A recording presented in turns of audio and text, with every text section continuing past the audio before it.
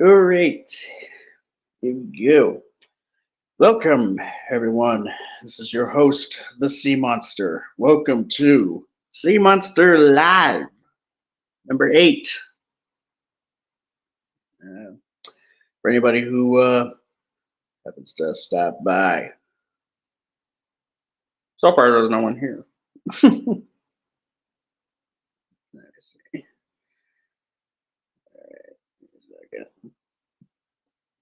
Oh, all right. So, anywho, as far as the subject is concerned, this will be Pacific Rim related. Um, as in related to the first Pacific Rim movie, which, if you ask me, I think is a good movie. Um, I'm not as like in love with it as a lot of people seem to be, which is fair, fair enough. But I definitely recognize it as a pretty good flick.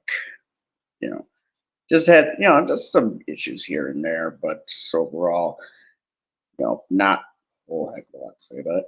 But, oh, we got one viewer. Who might that be? Hello. But yeah. So figured I'd wait a bit before so that give people more time to come right in. Nope, so it's not. All right. Now, yeah, there we go. So, yeah, just bear with me here. So yeah, we're gonna be doing another one of these things where I kind of do an EFAP kind of thing where I take a listen or give a watch to a video related to monster media and give my 2 cents on the whole thing, just as we go along. Yeah. Yeah. Um, but I would say, first thing I kind of want to cover before we actually get into the main meat and potatoes of this essay video. Not essay video, of this stream. By the way, Godzilla vs. King Ghidorah essay video. It's out right now. Anyone wants to watch it, come check it out. All right. So let me quickly, let's check over some things here. Okay. Get this thing announced. Okay, good. Looks like my icon is intact. My avatar. So we're good. So that's pretty good. That's nice. All right. So that's good. Now, as far as like before we get to the main subject of this video, honestly I kind of want to like go over like an article really quick.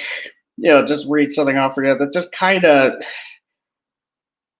So yeah, for those who don't know, Godzilla minus one, came out recently, finally on digital, worldwide, as far as I know. It's out there, on Netflix and on like stuff like Voodoo and what have you. But yeah, obviously you get some articles out there talking about it because it's the hot new thing that's trending, you know, because Godzilla is kind of a thing that's hot and trending these days.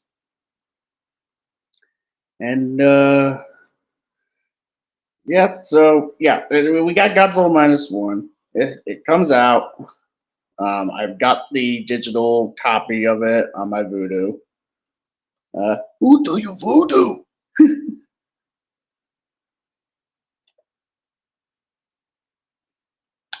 Okay. And yeah, obviously you get like people like still posting articles like basically freaking tourists just kind of talking about it, whatever you. But I will say, this one, I literally just stumbled upon um, this article here, um, which is from Collider. Um, so I'm just gonna kind of read it off for you here, so we'll just kind of, before we get into the actual thing. Okay, it's like, okay, let me read this off for you folks. In case anyone stumbles upon this. Godzilla minus one finally makes us care about the humans. Okay. Uh, yeah. Yeah. On average, no one goes to a kaiju movie to see what the humans are up to. Oh, really? No one? You sure about that? They are meat puppets at best and soul sucking waste at worst.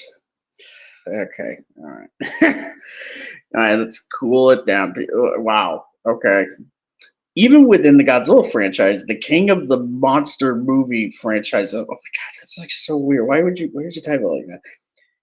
It's rare you get a big monster movie that actually ropes you in with the two-legged stick figures gawking at Godzilla.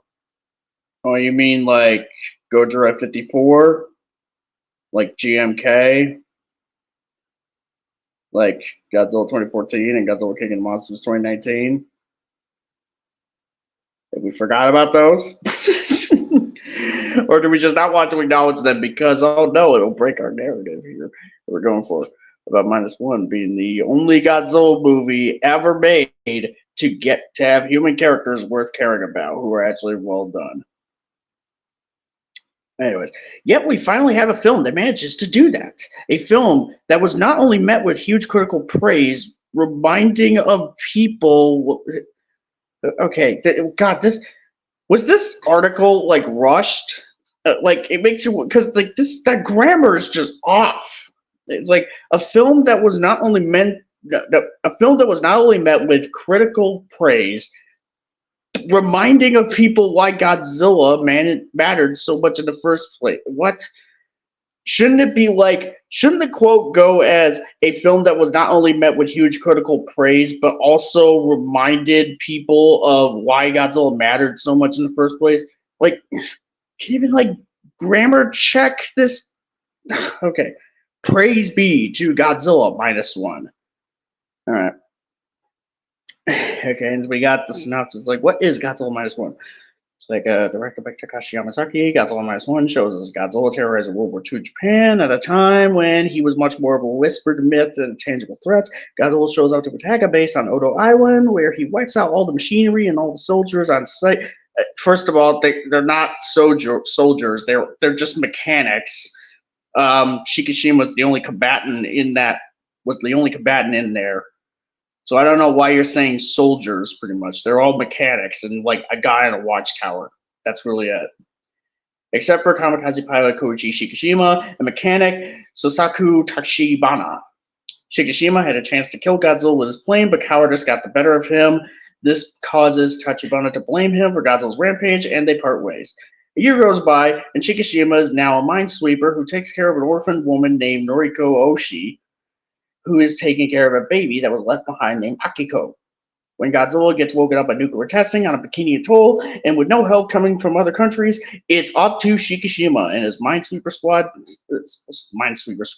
to figure out a plan to stop Godzilla from destroying Japanese cities. Okay, yeah. They can't even get the synopsis correct on Collider. What is up with Collider? On paper, this is still the plot of numerous other Godzilla films, whether it be the classic Showa era, the rebooted Heisei era, or the more Ratitude Millennium era. Okay, like a kamikaze pilot with PTSD, trying to come to grips with that PTSD while Godzilla is serving as a metaphor for his grief. Yeah, apparently, like it's the plot of a numerous other Godzilla movies. Sure, right. All right, a Godzilla movie set in World War II, or well, not even World War II. Like just like basically the gap in time between when World War II had just ended and 1954. So not like a Godzilla movie set before 1954. Yeah, apparently that's the numerous Godzilla movies before -1 have done this. Okay, yeah, cool. But the existence of these many eras speaks to how Godzilla isn't defined by the story alone, but by the angle from which the human elements are treated. The films initially started out concerned with the humans, but generally phased out the more commercially successful the franchise became, with Toho becoming more infatuated with giving audiences more of Godzilla and his many frenemies. Godzilla -1 served not just as a back to basics reboot, but was a reminder that Godzilla was a concept inherently born for war, with Yamazaki stating Godzilla specifically represented war and our collective anxieties about nuclear arms. That idea is still present in a lot of depictions of Godzilla, but I also felt that like a lot of his original essence has faded over time. All right. I mean, Shin Godzilla tried to go back to basics, but yeah, if keyword being try. Furthermore, Yamazaki wanted to emphasize how, since Godzilla is a force of nature, humanity cannot truly kill him, but rather can only calm him down for the moment, saying that I wanted Godzilla to feel like the physical embodiment of a kind of negative energy tied to people's fears, worries, and disillusionment. All right. All right, yeah, that's a Yamazaki quote. By making Godzilla a true, yeah, pretty good. All right. By making Godzilla a truly unbeatable creature, he simultaneously turns him into a metaphor for all the ills of the world that cannot be fixed overnight, and makes the eventual victory that our cast of characters has over him that much more impressive, even if it's a temporary one, showing that making the world a better place is a long and grueling process. Yeah, all right, so.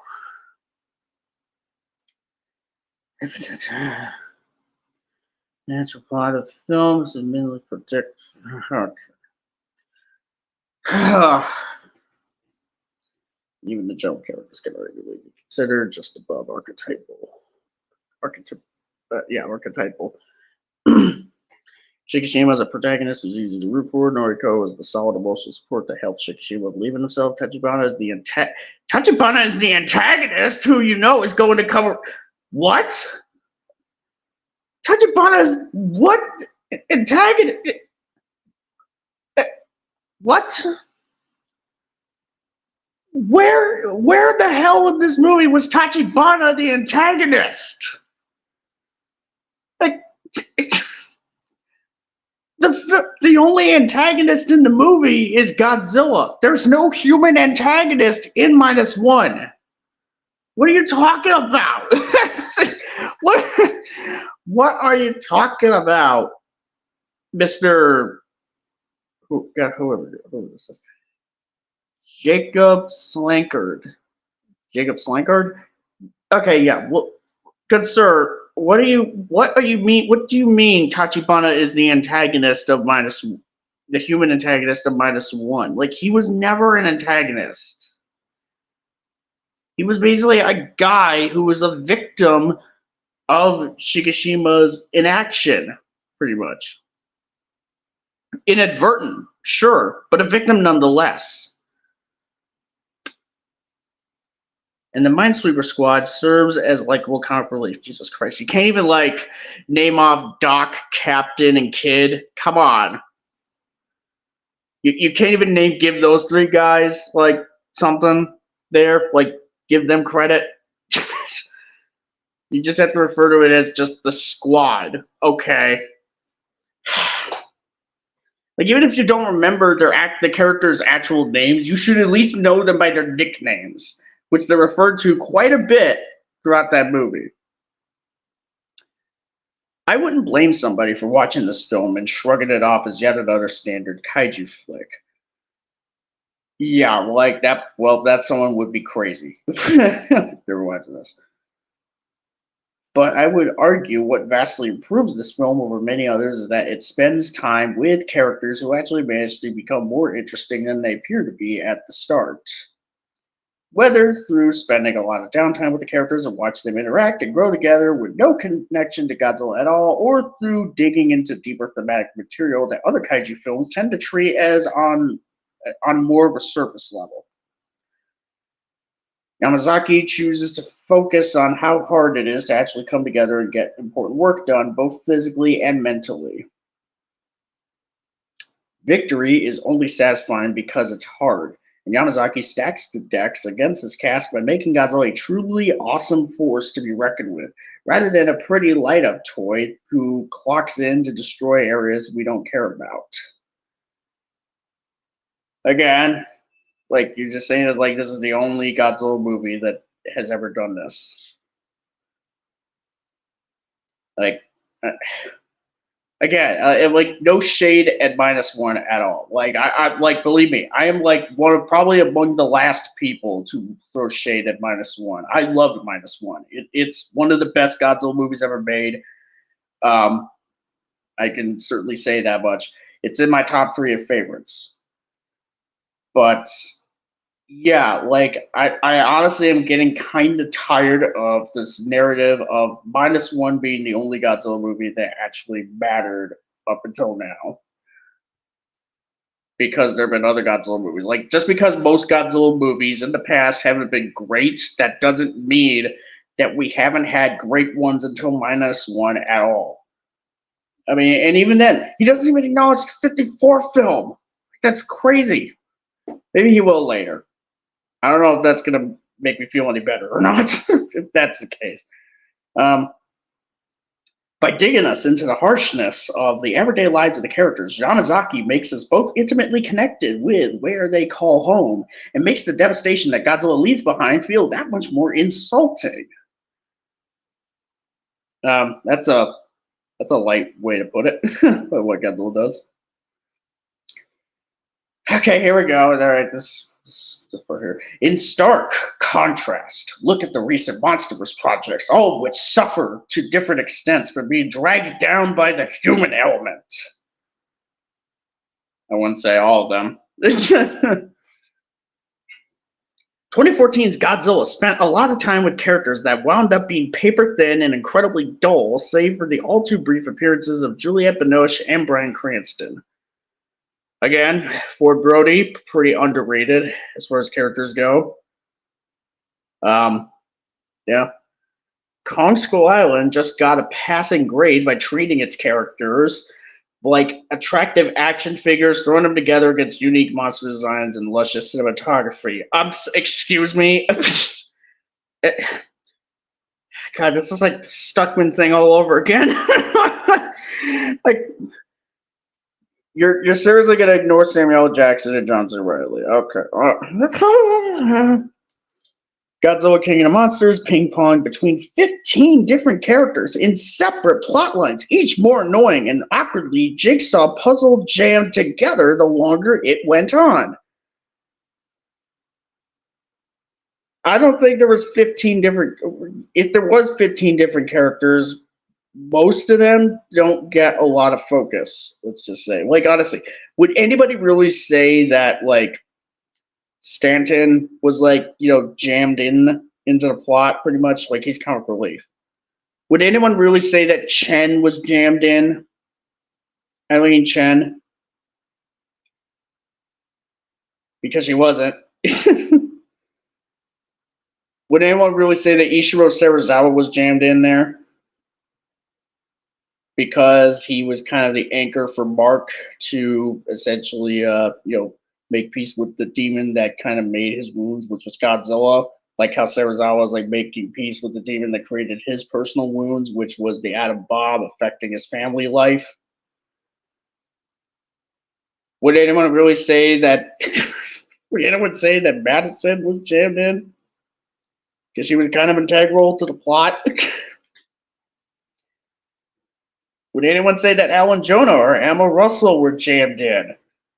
Because they're the human antagonists. Like Alan Jonah, certainly like more strictly antagonistic for sure, but Emma is certainly the linchpin as far as discussion goes. Like she's the one that kind of kicks everything off.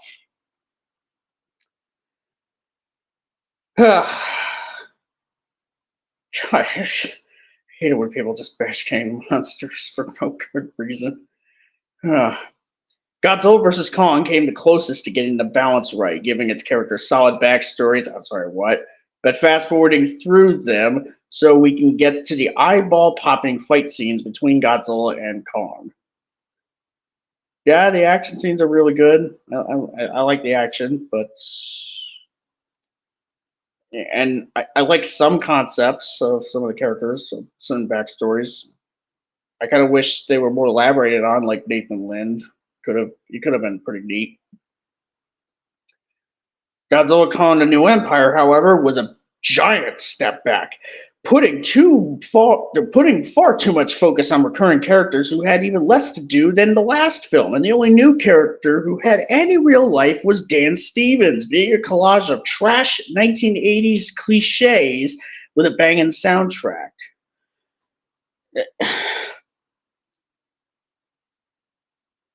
I mean, like, what about there was still, like, there was, like, a lot of monster stuff in New Empire, pretty much. I don't even, if anything, the human characters didn't get enough focus um, in GXK. I mean, like, that whole thing with Eileen, pretty much thinking she's going to lose Gia, pretty much, when, with Gia kind of feeling, not feeling like she belongs, pretty much, until she were, like, coming up to the Iwi, come down to, and actually meets the Iwi in Hollow Earth. Like, there should have been more elaboration on that. So, yeah, I don't know where they're getting at here as far as this is concerned. It didn't help any that since Godzilla King of the Monsters, Godzilla's actual screen time got lower and lower with each film, continuing to treat him more like a fan service dopamine spike in films with his own name in the title. What the fuck? I don't even. Okay, I don't even. What am I even supposed to say to that? I don't know. Like, if you ask me, he probably seemed like he got no more screen time than, probably no less screen time in some. I'm not gonna pretend like I have a stopwatch or anything like that, but let me just say that lower and lower with each film. Yeah, like with someone with a stopwatch. Let me ask you something. Someone put a stopwatch on there. Like, maybe I'm wrong here. Maybe that is the case. Even so, couldn't they just say it's perhaps like the focus was kind of more shifted to Kong than Godzilla in GBK and GXK?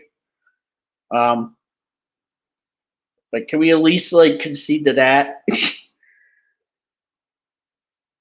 Yeah. Okay. It seems no matter what method the various creators tried, they couldn't sit still for long enough or manage to think of a characterization that served as more than plot fodder, a very damned if you do, damned if you don't scenario. Godzilla Minus One avoided these traps by finally putting peanut butter and chocolate into the same snack. They spent time with the characters and also had a script that gave the actors more room to make something distinct. Oh, but Godzilla's not in it much, though, so I don't. So much for your dopamine.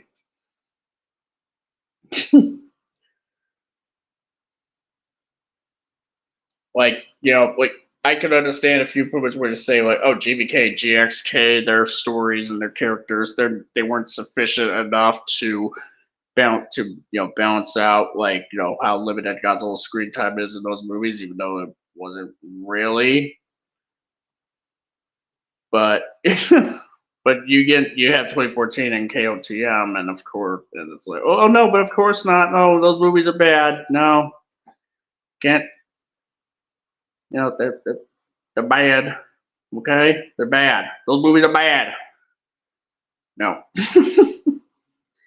The story of Godzilla Minus One gets a lot of its strengths from giving its main characters full arcs that let you see them grow and have to deal with internal strife that isn't directly linked to Godzilla. This emphasis on internal pressure amid a catastrophe, both on an interpersonal and government level, was of major importance to Yamazaki, saying, stating, I wanted to tell a story about perseverance and bravery from the perspective of people who were at the bottom of the bottom in a society that was dealing with the devastation of feeling like it had lost everything during the war.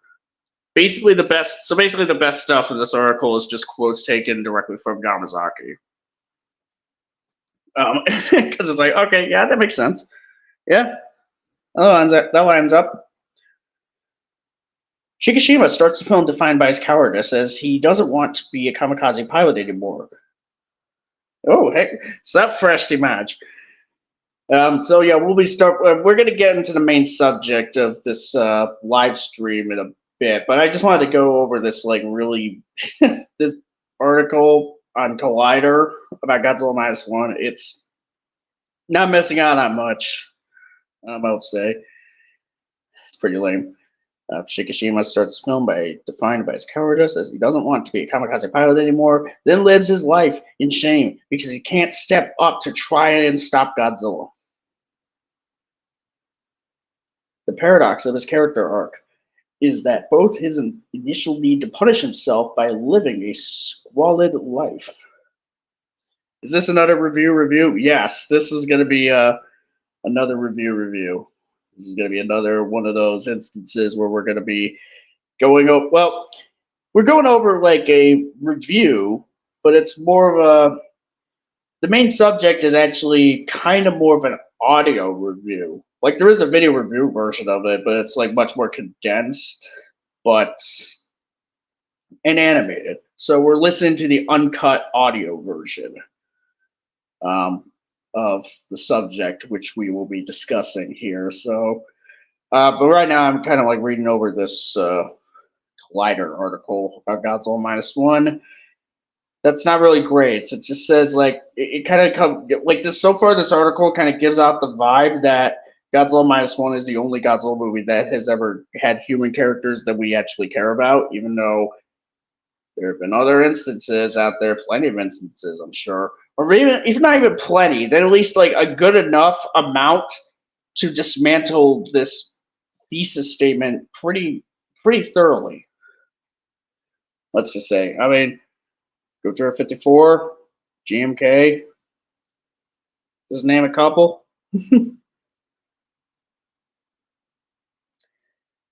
The paradox of his character is that both his initial need to punish himself by living a squalid life as a minesweeper and his renewed heroic drive to stop Godzilla come from his survivor's guilt, which he still has lucid nightmares about. That guilt is this guilt is aggravated, or like how can I not say that?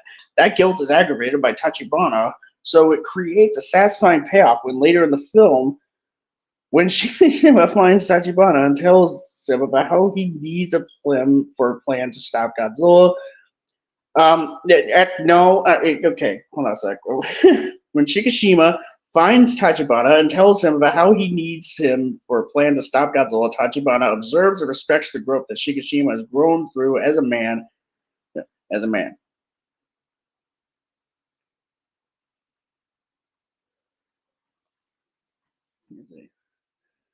I guess it might be a matter of personal opinion for them. The rest of the review seems pretty accurate.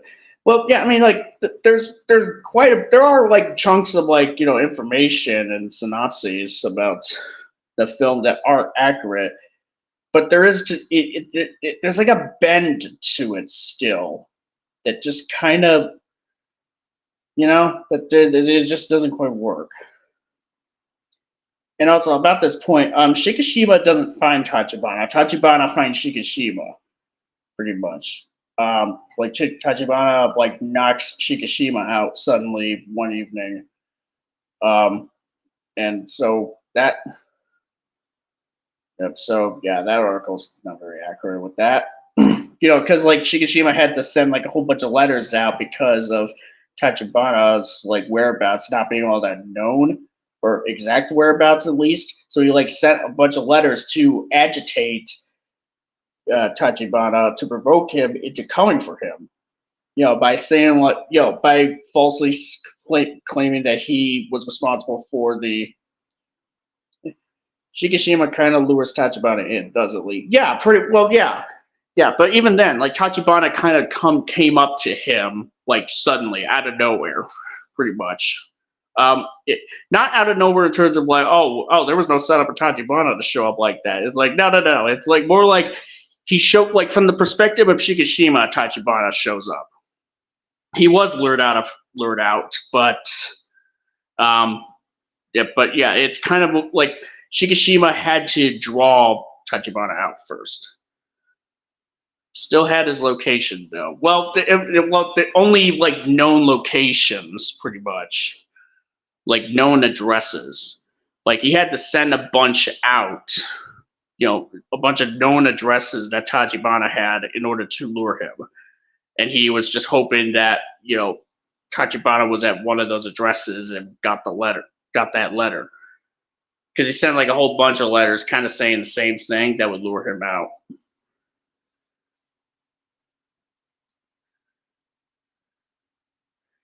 Tachibana observes and respects the growth that Shikishima has gone through as a man. It was no easy task to find Tachibana, as he had essentially been underground in the years since Godzilla's first appearance, so Tachibana knew how much dedication Shikishima had to have to even reach him. Alright, so yeah, there we go. So the article said that. Right there. Yeah. But even then, Shikishima couldn't go all the way to those addresses, because he had to help with the rest of the Minesweeper team to concoct the plan for to kill Godzilla. So it's not like Shikishima had to go out of his way out of town to find him. That's why he sent the letters. So this growth from cowardice to heroism comes in part largely due to the connection that Shikishima grows with his squad, becoming a kind of makeshift family. They all have dinner together in the abandoned house that Shikishima and Noriko live in, and a strong through line is the blossoming connection between Shikishima and Noriko. It never crosses into romantic or sexual, but there's no denying that there's a growing tenderness and appreciation for each other, which is rare for him, as he's much more of a lone wolf. Excuse me. This is best exemplified when the crew is all having dinner together and Akiko calls Shikishima daddy, having grown up with him as her father figure.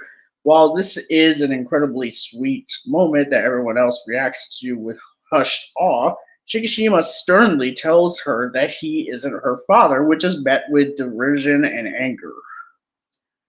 At this point, he has not yet learned to make peace with his past and realize that he was only worthy of the love of others. And it's through him eventually lowering his defenses and opening up to Noriko about the shame he feels that he finally realizes that he's fighting Godzilla for more than just his own ego. It helps that he has his crew of boys with him to keep him in check and support him however he needs.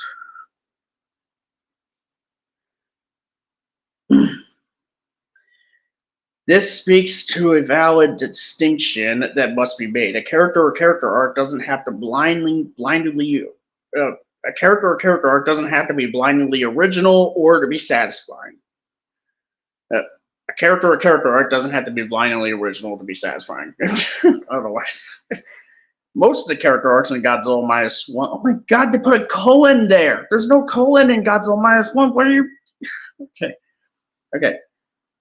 Most of the character arcs in Godzilla -1 do not exactly reinvent the wheel, nor do they necessarily push the concept of narrative storytelling forward in unseen directions. But cinema isn't about what it's about.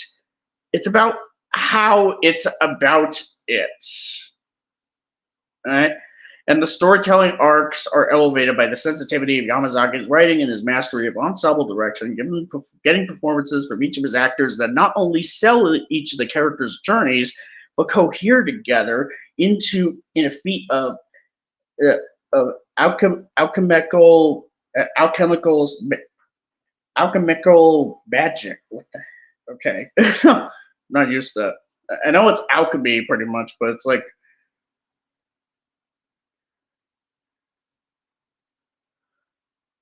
No, not execution. I don't even see that word. No, it's not. No, I'm trying to read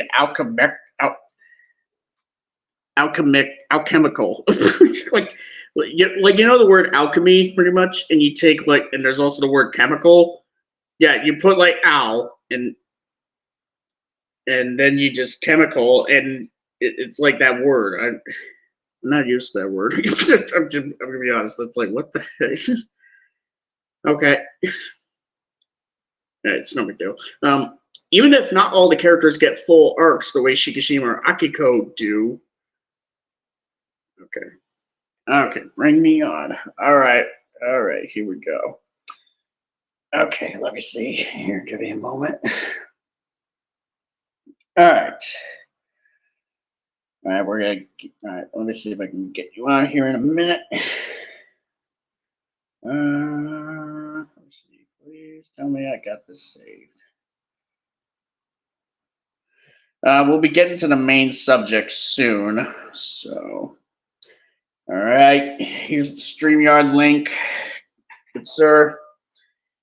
Even if not all characters get full arcs the way Shikishima or Akiko. Akiko's a little kid though. I don't really. They still deserve a place in the story, if for no other reason than to provide moral support or comic relief that grounds the film in its human elements and works as a reprieve for the relatively morose subject of the inescapability of Godzilla's impact on the world.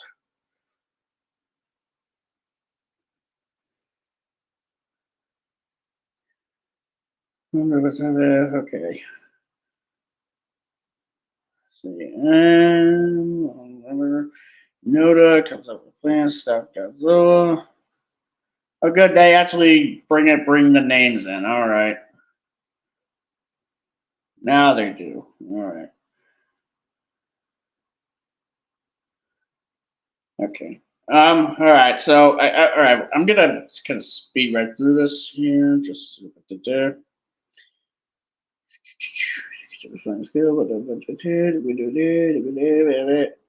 Mother Tugger, severely injured at a previous couple.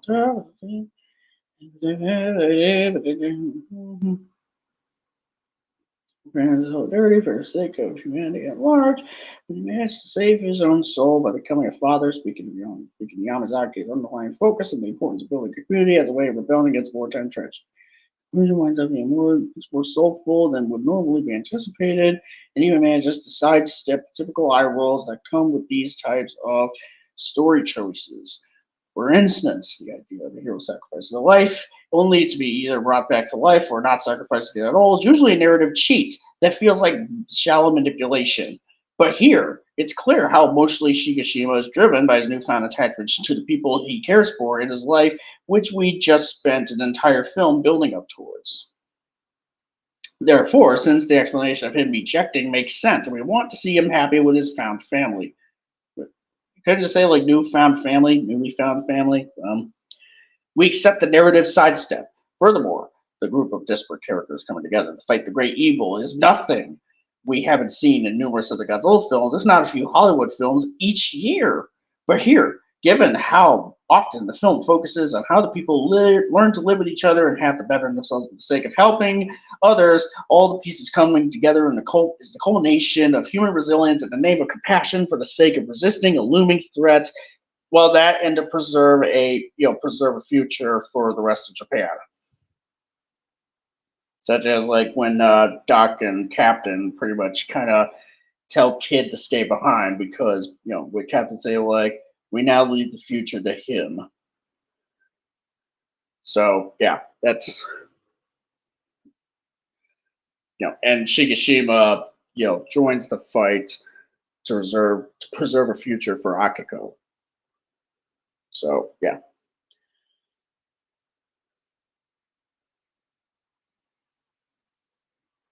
And it mentions the film winning the Best Visual Effects Award at the Academy over The Creator, a testament to the Academy's evolving taste towards foreign cinema at large, seeing as it was the first time a Godzilla film had ever even been nominated for that award, let alone won.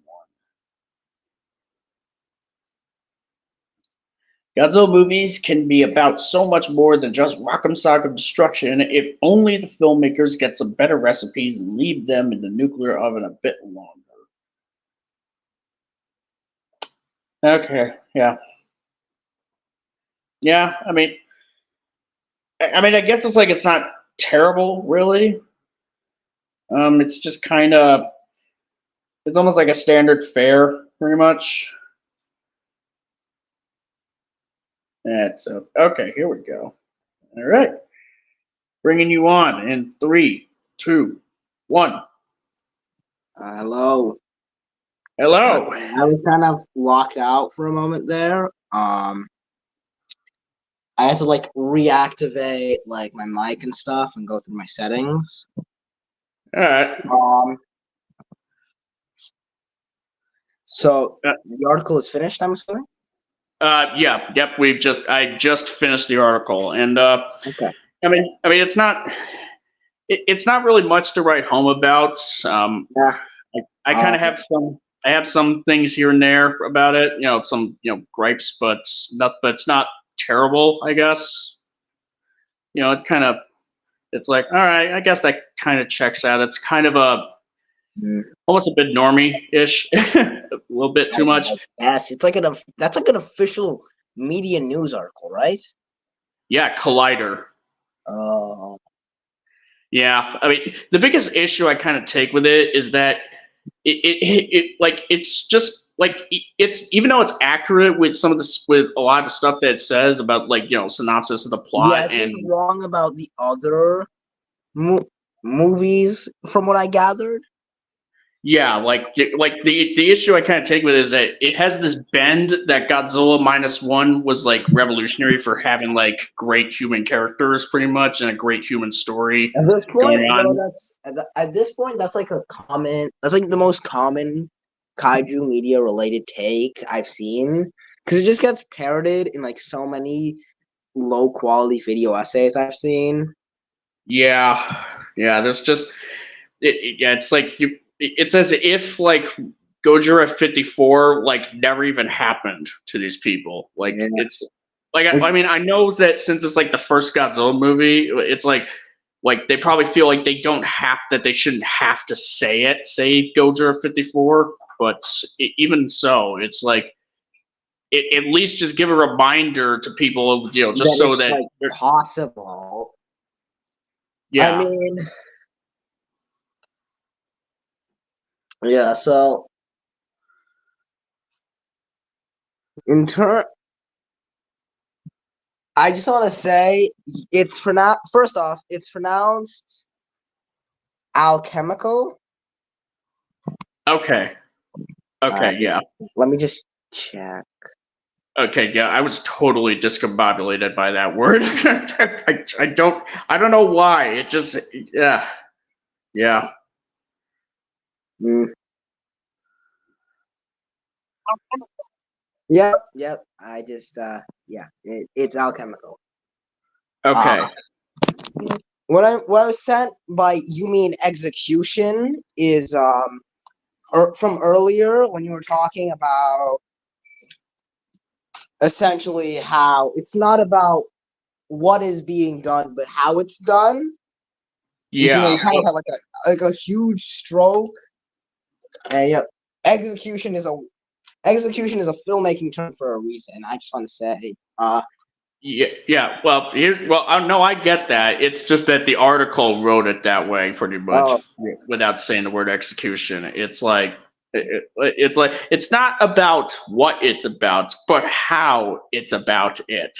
It's like what? Literally, has this person never gone to like a single like filmmaking class? I feel like execution is like one of the most basic film concepts ever. Yeah. Yeah, you would think.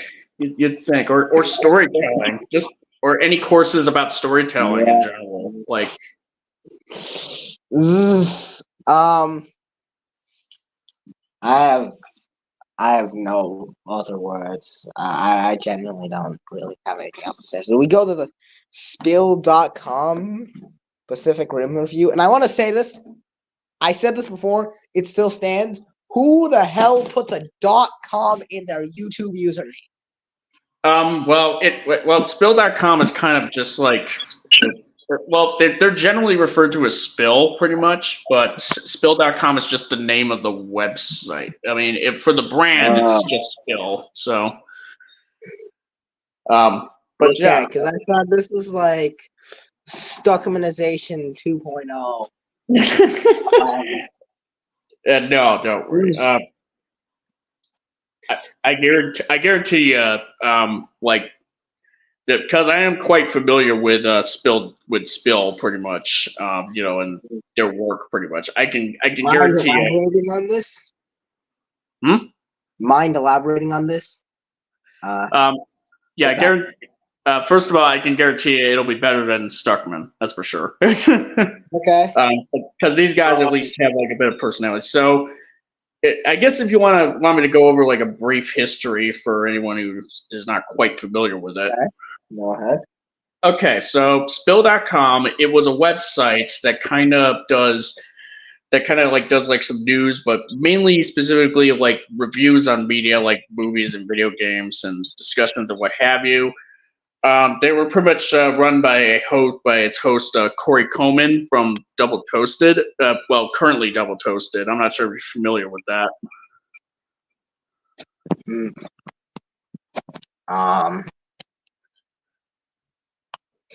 Yeah. So. They're based in. Spill was kind of based in Austin, Texas. So basically, what we had, at least for the movie reviews, there was like 5 like critics, main critics on there. The founder of the site, Corey Coleman, and the other hosts, they kind of referred to it, under like specific aliases. Like Spill.com is no longer around anymore. So Double Toasted used to be something beforehand. It was, of course, Spill.com. Yeah. Spill got shut down back in like December 2013, so over a decade ago. And a year later, Double Toasted was launched. Not even a year later. Like it pretty much launched like a few months after. If it's in December 2013, it will be half a year. But like, why do you need like 6 months to create a Why do you need 6 months to create a podcast? Well, it would have 6 months to create a podcast website.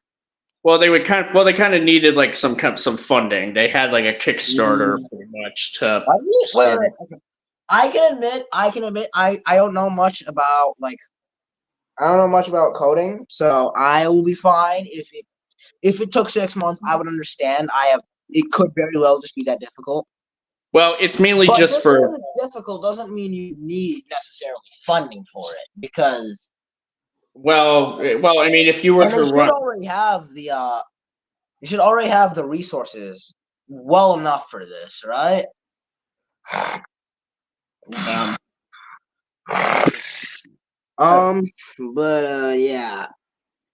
Yeah. So we're gonna have to go through the naming conventions again.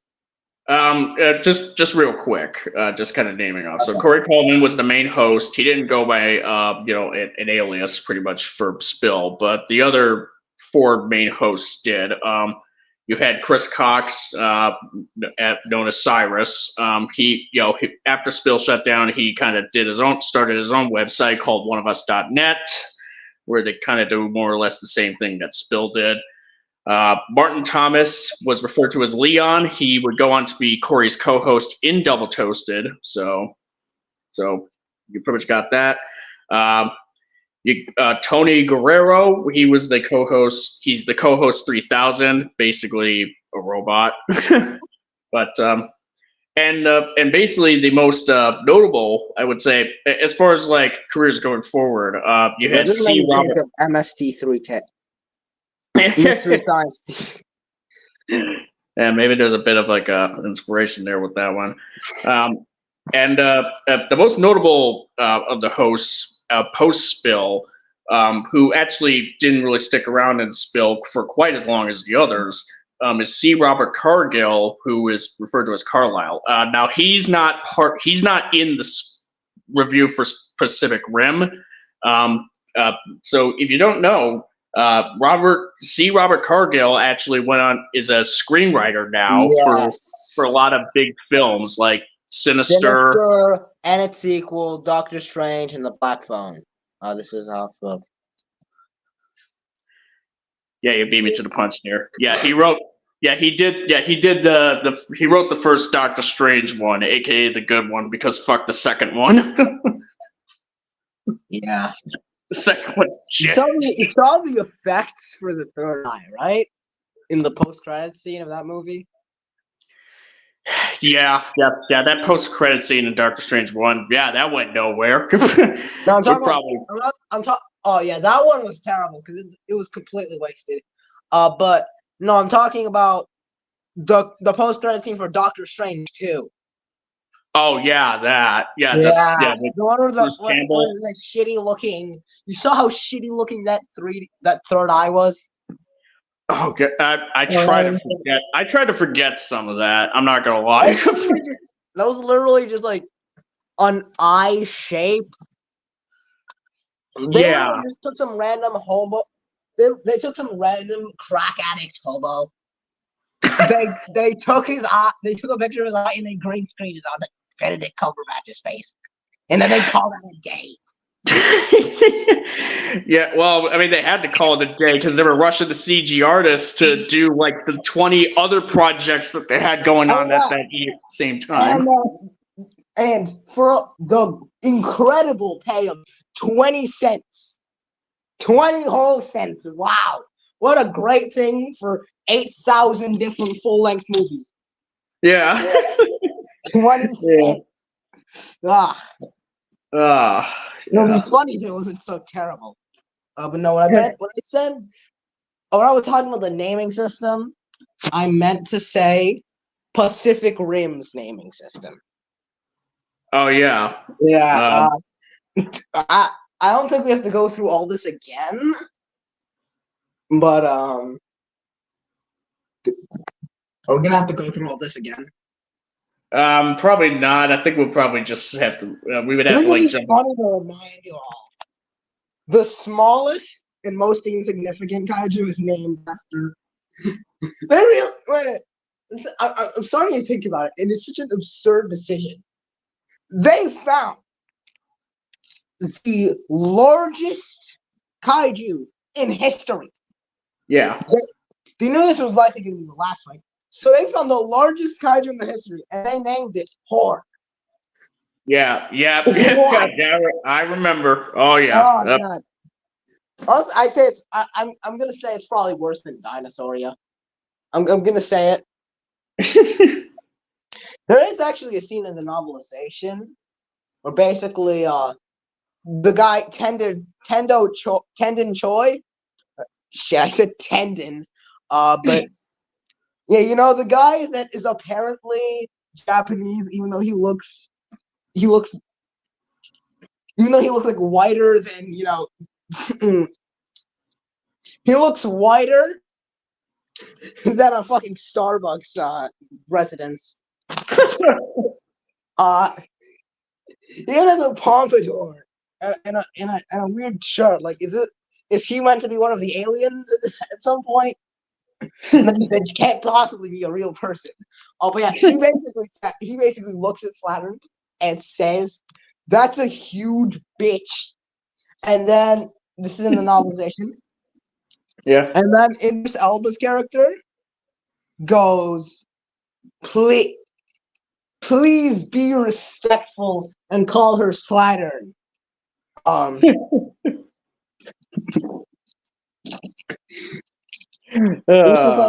at least there's like a kind.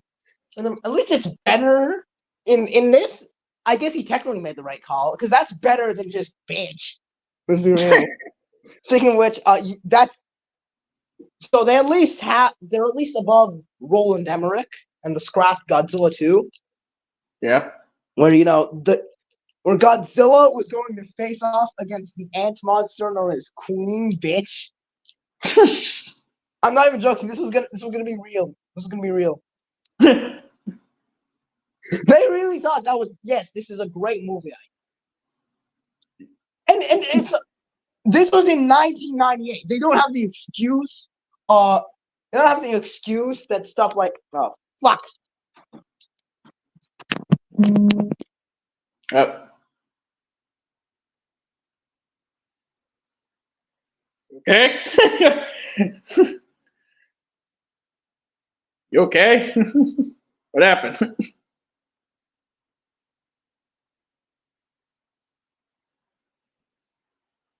No.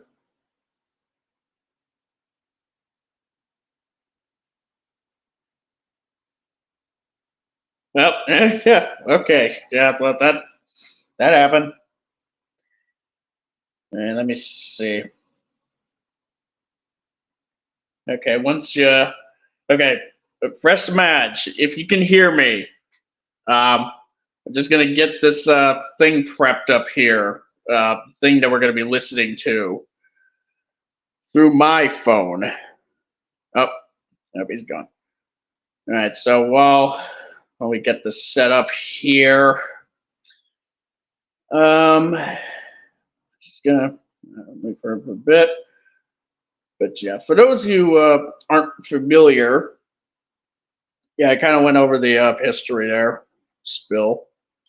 But yeah, we might as well just get into the main subject of this particular stream, which is listening more than anything to Spill.com's review on Pacific Rim.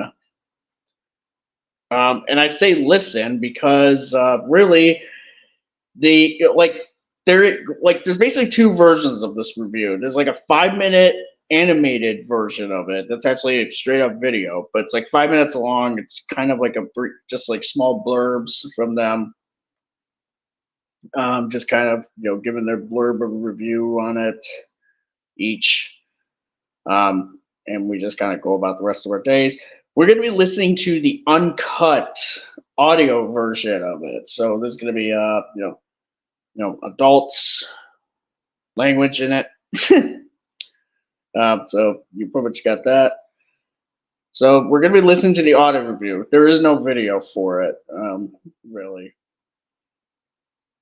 So yeah, like in case like we have someone like Zim come on to like do like a screen share of it, there's really no visuals for this audio review to really like kind of look at while the video is playing. So it's just like the logo, the Spill.com logo for like 5 seconds, and then it's all just a black screen. So don't worry, guys, you're not missing any visuals here. And I will kind of mute this my end on occasion, just so because there is like some copyrighted media featured, and I don't want this to get content ID claimed. Like I'm gonna try my best to avoid that. But yeah, maybe we'll give rest of Madge a couple of minutes, see what's happening. What's going on? Hey, yeah, what's going on?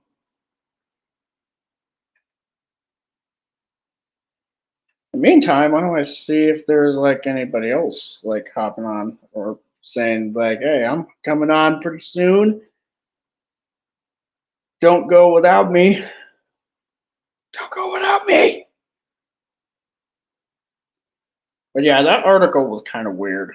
I mean, not like weird in the sense of like, oh wow, like this is like so bizarre type of thing. It's just kind of like it has like this bend to it. Like it's saying stuff that like on the surface you're like, okay, yeah, that's pretty accurate. Yeah, that's your pretty standard review, but it's just a very tourist take on the movie, and there's just like a bend to it where it just trying to say like Godzilla Minus One is like the only Godzilla movie that revolutionized having a good human story in Godzilla media or monster movie media,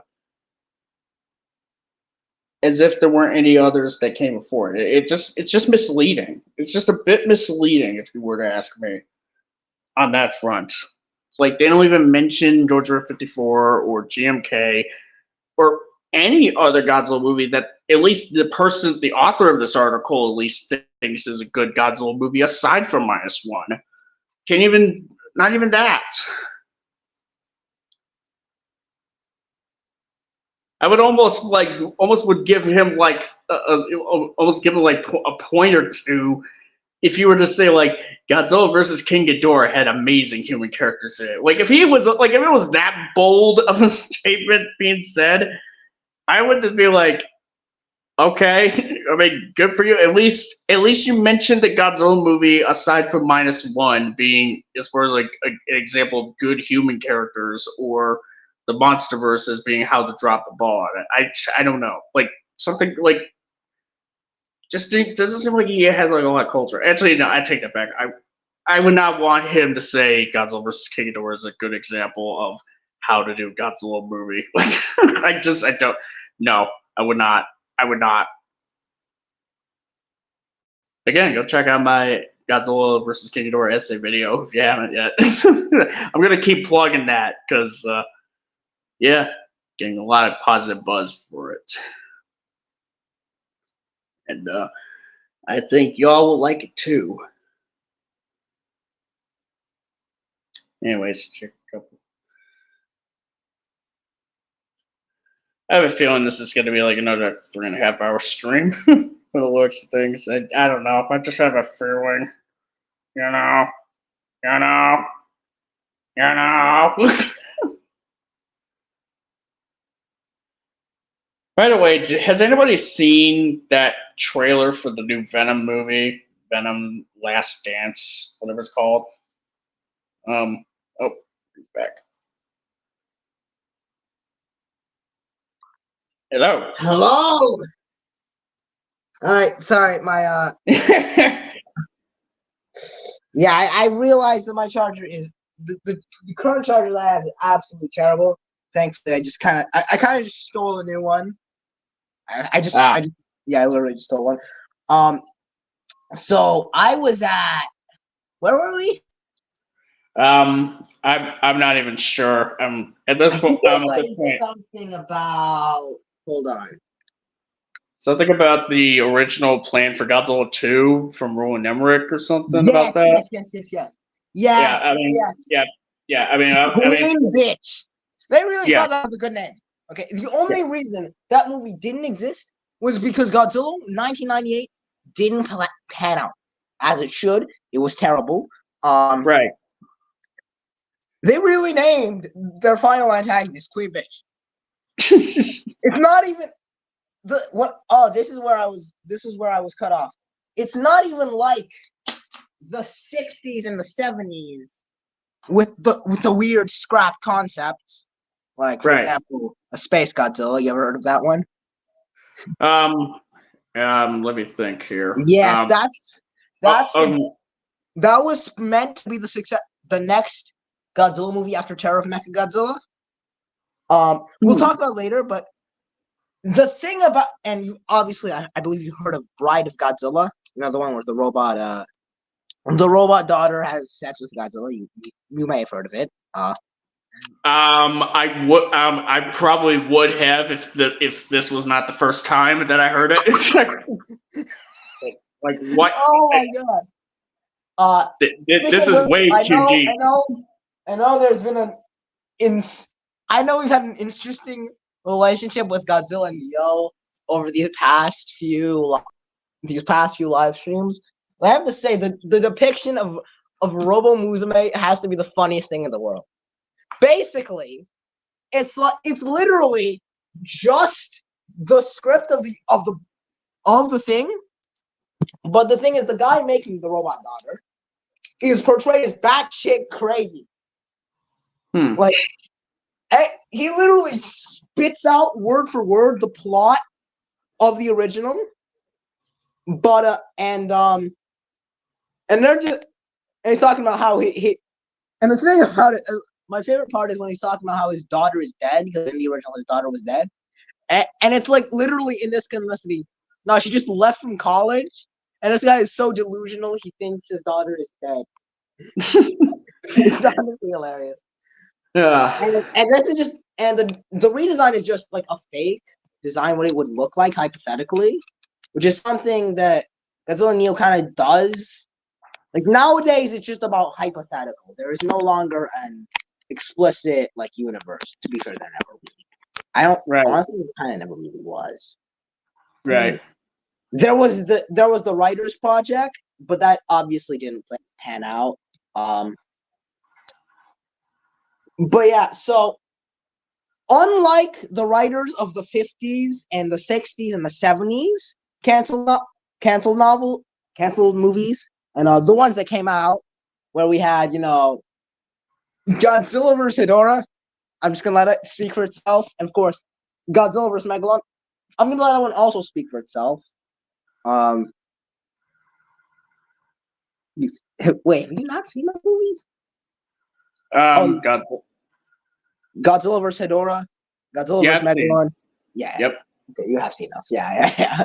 Not much. I've seen them. But yeah, Godzilla, TriStar Godzilla 2 is not like the scrapped and or also the official movies of the 70s, 60s, and 50s. Because those, you can say, it's the 50s, 60s, and 70s. In Japan, everyone is on every drug imaginable. Yeah. With Godzilla 2, it's just weird. It's just dumb. Like, I don't know what. That took way too much setup. My bad. Yeah. Yikes. Yeah. Like literally, I even disappeared for like half an hour during that. Damn. That's But fine. I guess we have to explain on Bride of Godzilla now. So basically, basically there's a scientist. So this is the summary of Bride of Godzilla. This would be the third ever Godzilla movie. It was meant to be made after Raids Again. Yeah. Which is, it was meant to be. So basically, imagine this. They're thinking of it as a trilogy. Okay. Yeah. 1954, which is a masterpiece. Yes. Raids Again, which I can't really. I kind of have a complicated relationship with that one, so I'm not going to talk much on it. And then this. Okay, and then after that we have the scenes. The movie starts. This isn't really I don't think this is where the movie starts. But basically, the plot is kicked off by this scientist guy. Now his wife and his daughter are dead. So what does he do? He's a mad scientist. What do you do when you're so lonely? He makes a robot. He makes a robot replica of his wife to have sex with. Oh my god. This is where it starts, and it only gets worse from here. Okay. So now, but now we have a new third Godzilla in town. Oh dear Lord! A third Godzilla. Yeah. I mean, at this point in the story, there wasn't really a precedent for like bringing in new Godzillas, right? Right. Because that was the trend. It was killed by King Kong vs. Godzilla, where they couldn't really bring it. I don't think they could bring in a new Godzilla, honestly. No, they couldn't. There was really no reason for them to, because they literally put the end of Raids Again. The end of Raids Again literally puts Godzilla on ice so that he can be saved for later. He can reappear, I guess. But so in my opinion, the implication was that he was buried. Yeah. Like they don't say we froze Godzilla for weeks. Like Tsukioka, and yes, I have it. Tsukioka, he says he tells Kobayashi, who is dead, he basically like monologues involving Kobayashi. In that segment, it's not we froze Godzilla for you, Kobayashi. It's we buried Godzilla. So the implication for me was just that he kind of never was meant to reappear. And that's kind of what I've been writing. And I don't think... So the trend was basically, there would be new Godzillas. So Godzilla 3 is in town. Godzilla the Third. So now, mad scientist guy, he thinks to himself, "Damn, new Godzilla." Technically, I would just be considered Godzilla is back because that's how these titles go. But you know what he does now? He's got a What? dead wife who he made a robot sex replica of. Now he's gonna to respond to Godzilla. He looks at his dead daughter and makes a robot sex replica of her. Ugh. Except now, the robot sex replica of his daughter is giant. She transforms into a giant and she seduces Godzilla. I'm not joking. This is gonna. She has a bomb strapped inside her chest. She brings Godzilla down to the Hollow Earth. If you think I'm exaggerating, no. This is the Hollow Earth. This is the first ever mention of. This is Godzilla lore's first ever mention of a Hollow Earth. It all starts here. The monster verses originated here. Wow. But basically, we see in here, we see two monsters. We see the chameleon and the Archaeopteryx. Yeah. They are a chameleon and an Archaeopteryx. I believe, yeah, so Godzilla beats up one of them and Robo Musume beats up another.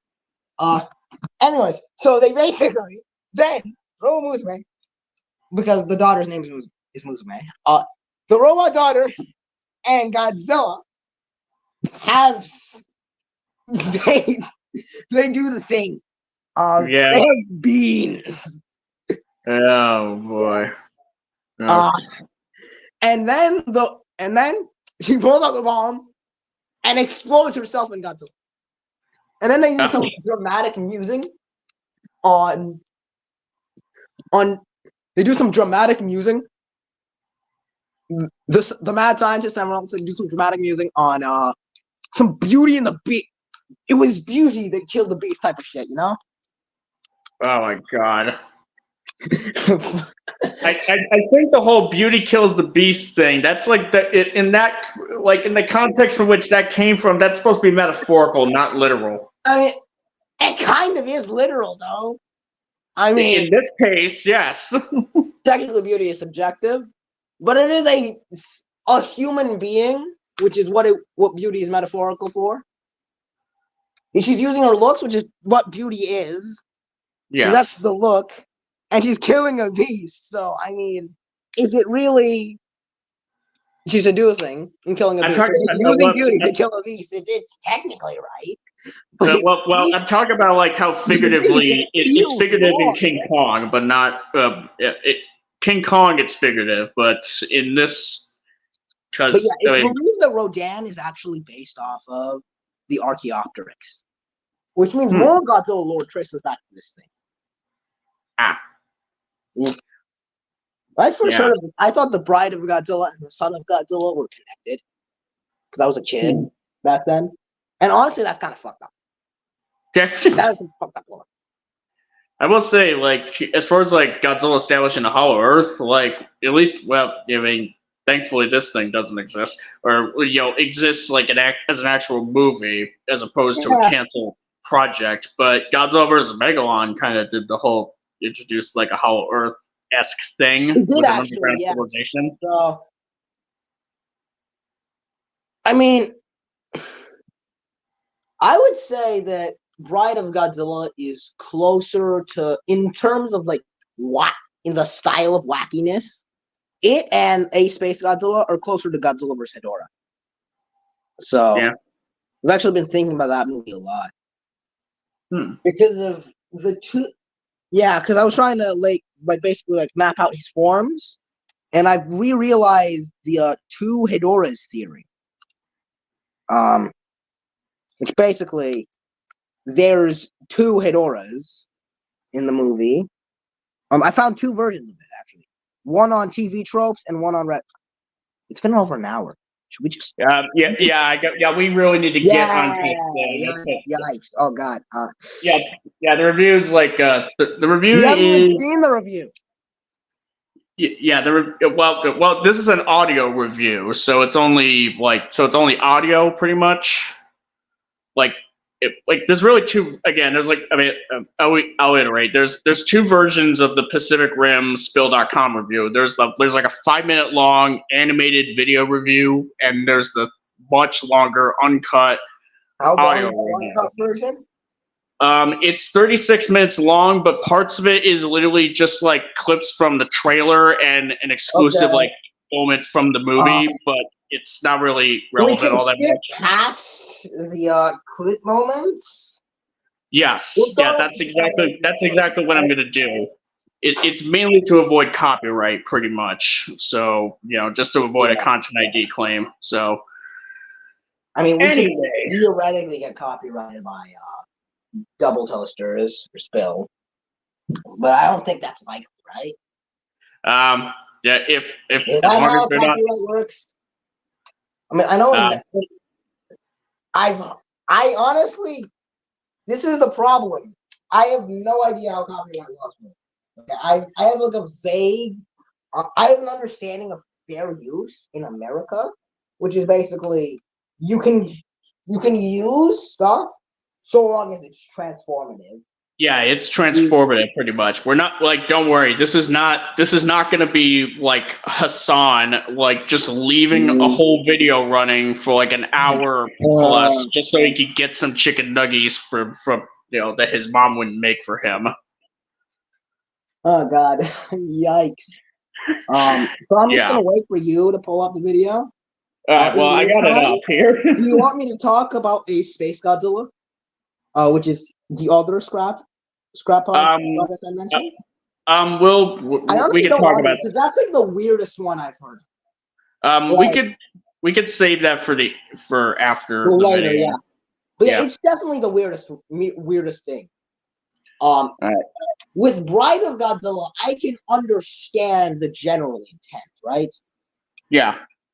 It's Bride of Frankenstein, King Kong vs. Godzilla. Very clearly inspiration.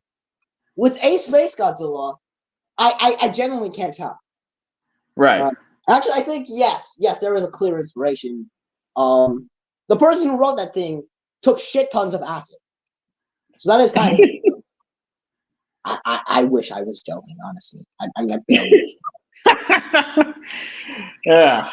Anyways, all right. So if it gets fun fact about it, the person who made a Space Godzilla was the same person who wrote, the movie Hausu? It's like an old Japanese kinda a little bit. Kinda, yeah. Yeah.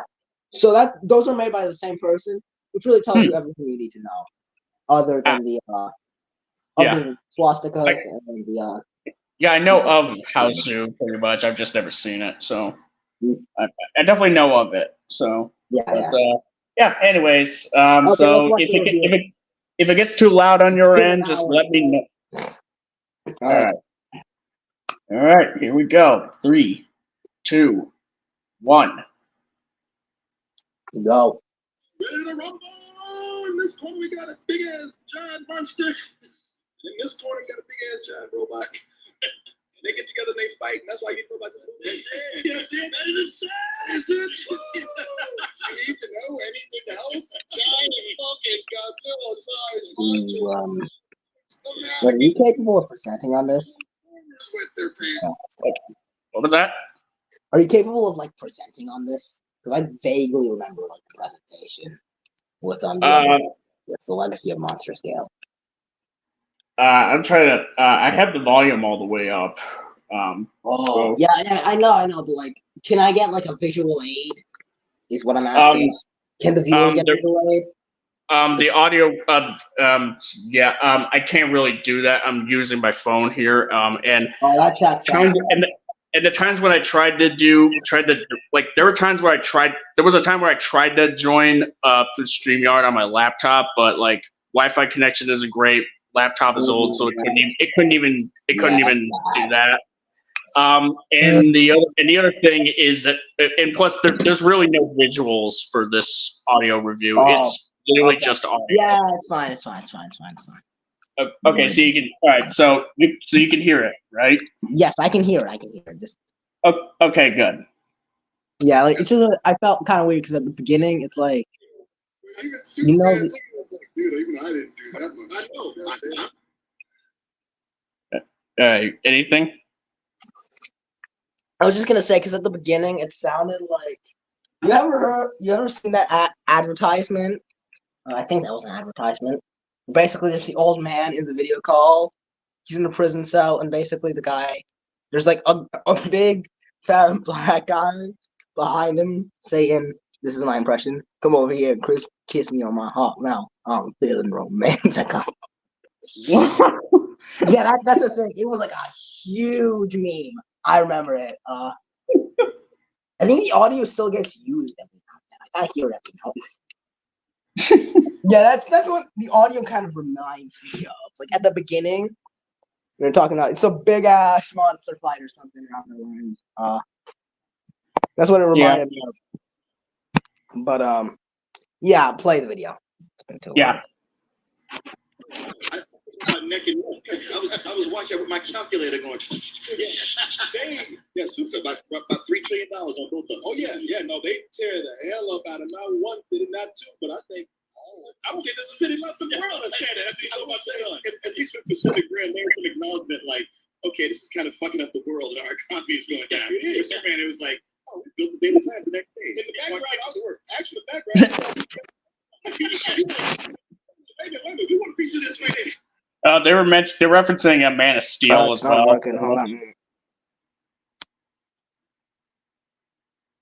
Oh, and he's gone. And he's gone. Okay. Anyway.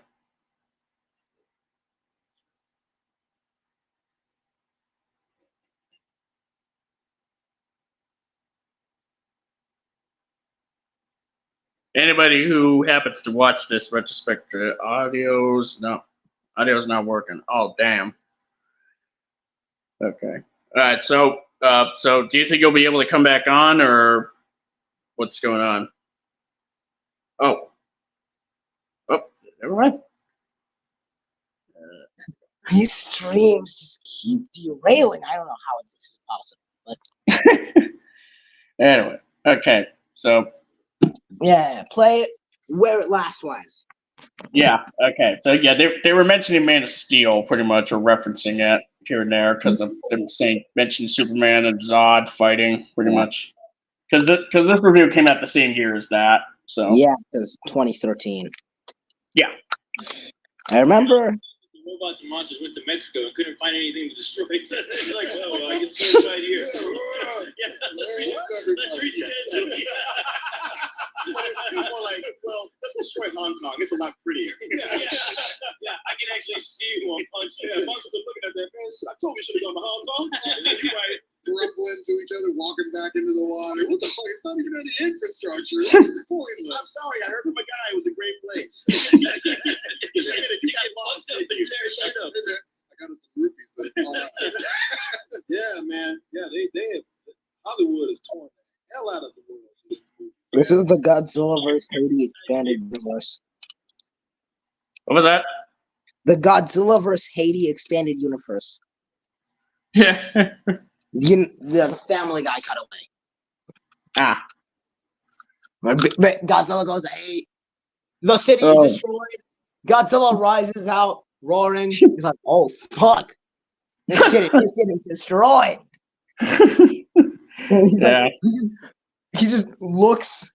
He's like, "Oh shit!" This is expressing on his face, and he just like goes back down. Yeah.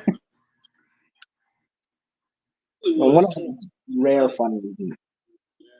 I feel sorry for every skyscraper ever. Yeah, don't be a national monument. Yeah, they don't give a fuck. And you're right, man. This is something. Now, if you're looking at it totally from just a giant robot versus monsters blowing up shit kind of movie, I think it works. I mean, even they got the monsters in this alone put a lot of things that we see to shame. I remember when Roland Emmerich was so proud of Godzilla. Look at this. We got monsters that's taller than the Empire State Building, whatever. And this thing, Guillermo del Toro said, well, I got about 50 of them, bitch. Even Optimus Prime would even look at this like, oh, hell no, I don't want to do that. I can't handle that shit. You got it, man. Call the X-Men or some shit. I don't know. I'm out of here. Yeah, I'm gonna go get a paint job. Transform into a small mouse and go into this cave. I think that's what the story is all about. The Transformers were too pussy to like fight these monsters. They created things called Jaegers. So actually, in this movie, we have aliens that have finally come to planet Earth. They come out of space. Yeah, there's like some. Yeah. I mean, I pretty much enjoy The point about the monuments is for real, though. Like, I have a point in my series where basically one of the antagonist kaiju, like, he grabs the Statue of Liberty and then just smacks it like a bat into his enemy's face. Yeah, I pretty much. Because he's like the perfect summation of the United States of America. Because he's talking about how he wants he's gonna have all the money and all the resources while he's beating a man to death with a Statue of Liberty. But yeah, they're right about it. It must be terrible to be a monument in the Kaiju-verse. Yeah. Imagine being the Statue of Liberty. You're praised and revered for like 200 years. And some motherfucker, he grabs you, and then he uses you to smack another dude in the face repeatedly until you completely shatter. Or smacks your head off and have it like fly down into downtown like in Cloverfield. That's a good idea. I believe my ultimate stage for it was for the Statue of Liberty to end up exploding. Like, you get smacked so hard it completely turns to dust. It's terrible. It's like I mean, strike. Like, that's actually like, honestly, probably one of the lower tier feats. Yeah, one thing I can say I pretty much enjoy about Spill.com is that they definitely they're pretty much very much like, they like, even when they're reviewers, you can definitely tell that there's like, they're pretty much like good friends just having a chat about a movie pretty much and just, going on about it. So yeah. I mean, it's part of this like down to earth sort of feel to the whole thing, and Yeah. So, all right. I guess. Anyway, continue or. Yep, we shall. Yep, let's do it. Okay. Jaegers. Actually, in this movie, we have aliens that have finally come to planet Earth. They didn't come from outer space. They open up portals in the ocean, in the Pacific. Hence the name Pacific. And they rise up. They don't come here to really talk. They don't come here to really, even if they say they come here to conquer, they don't really do that. They just come here to tear up shit. Once in a while. They don't around the holidays. They send their giant monster pets over. Yeah, it's not so much tearing up shit, but so much as terraforming shit. Yeah, just doing it with a big ass monster. Get this shit off my land! I'm moving in. They can't send in a giant bulldozer, so they send in their dogs. You can call it terraforming or whatever it is you want to call it. It's just people coming here tearing shit up. People make a deal. I'm sorry. Creatures that come over here tearing shit up. So do you pretty much know about the whole original plan for Pacific Rim 2 as far as like Del Toro's? It was meant to be Pacific Rim 2? Yeah, that was meant to be like, that was meant to have the twist of the precursors being humanity from the future. Yeah. Just like this Mexican like cartel Jaeger, I believe. Which is wild. Yeah, that. Here's the thing. I pretty much knew about this thanks to Pointless Hub's video on Pacific Rim Uprising.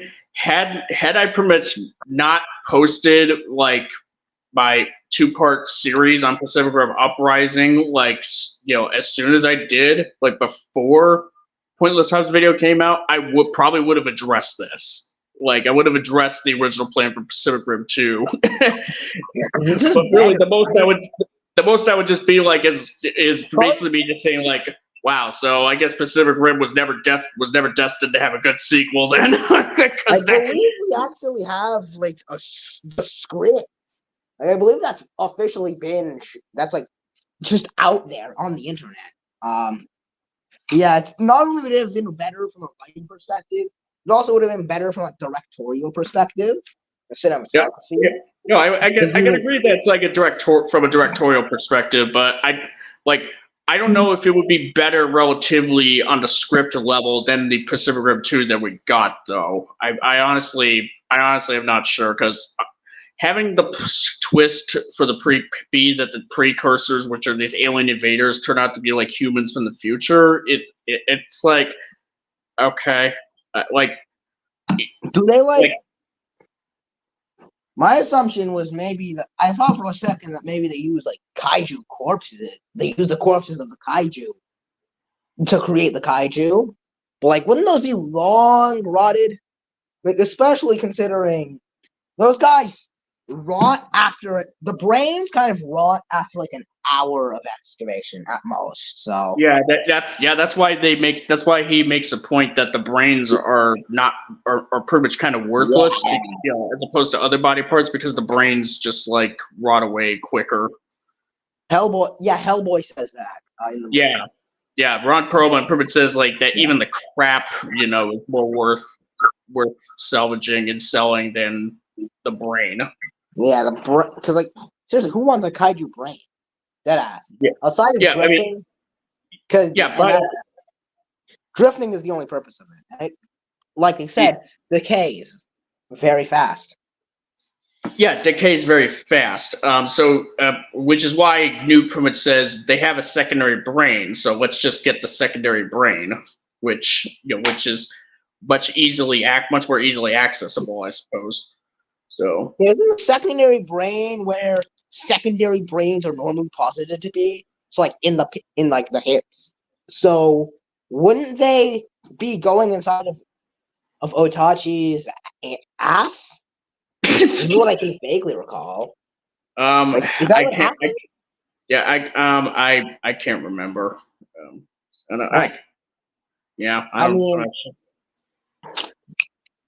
I know that adds to the weird, like, kind of hypersexuality in the kaiju genre.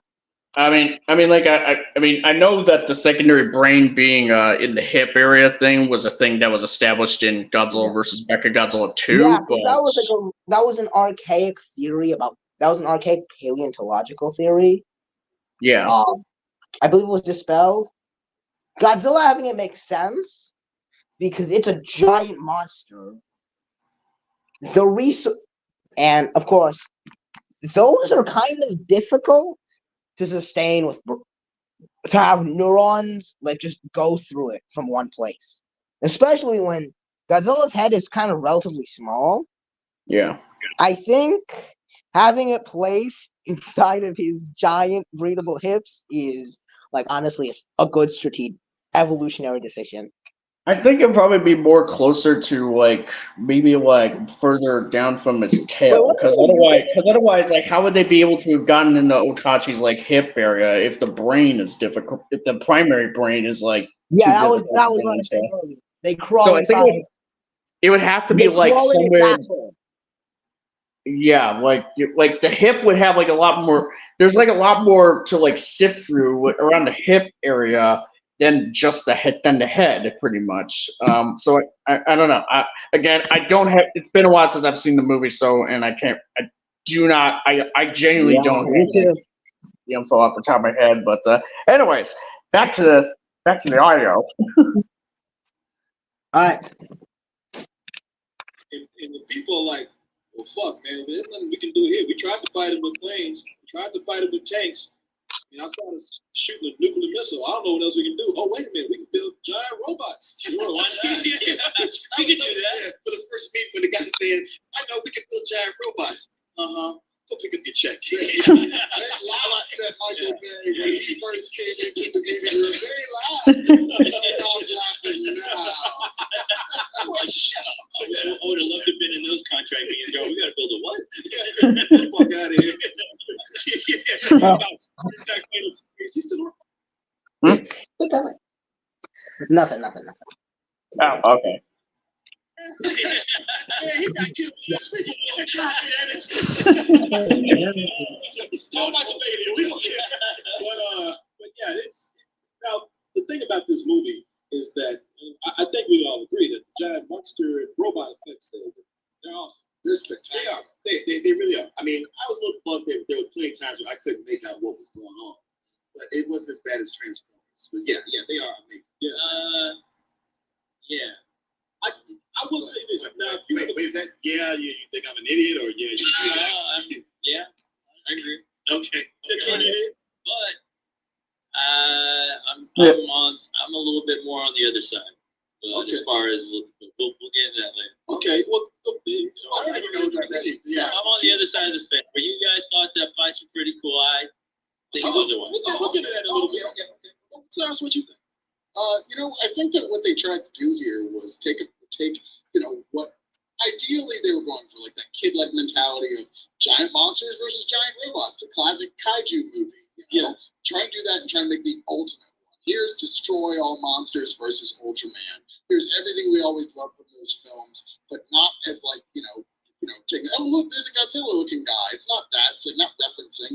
It's like a brand new version of that, throwing as much stuff in the face as we can and saying, you know what, the last thing we need is a super complicated story. Let's just keep this really simple and really direct and just give people what they want. And on that level, for people who that's what they're looking for, I think this succeeds incredibly well. It's the closest thing I'll ever get to Evangelion film that I've always, in the back of my head. Wait, hold on. Yeah. Can you pause that? So Yep. They just said they compared it to like an Evangelion film, right?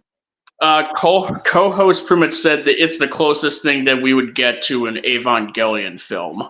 Yeah, that's because it is an Evangelion film. There was an Evangelion live action that was basically scrapped, went through a bunch of different productions, and it was changed over time into what we now know as Pacific Rim. So he's right. He's dead ass. He's not even right. He's cooking. He's completely right. Yeah. I mean, but I was going to bring this up. We were talking about the scrap version of Pacific Rim 2 earlier today. Yeah. All right. Continue. Yeah.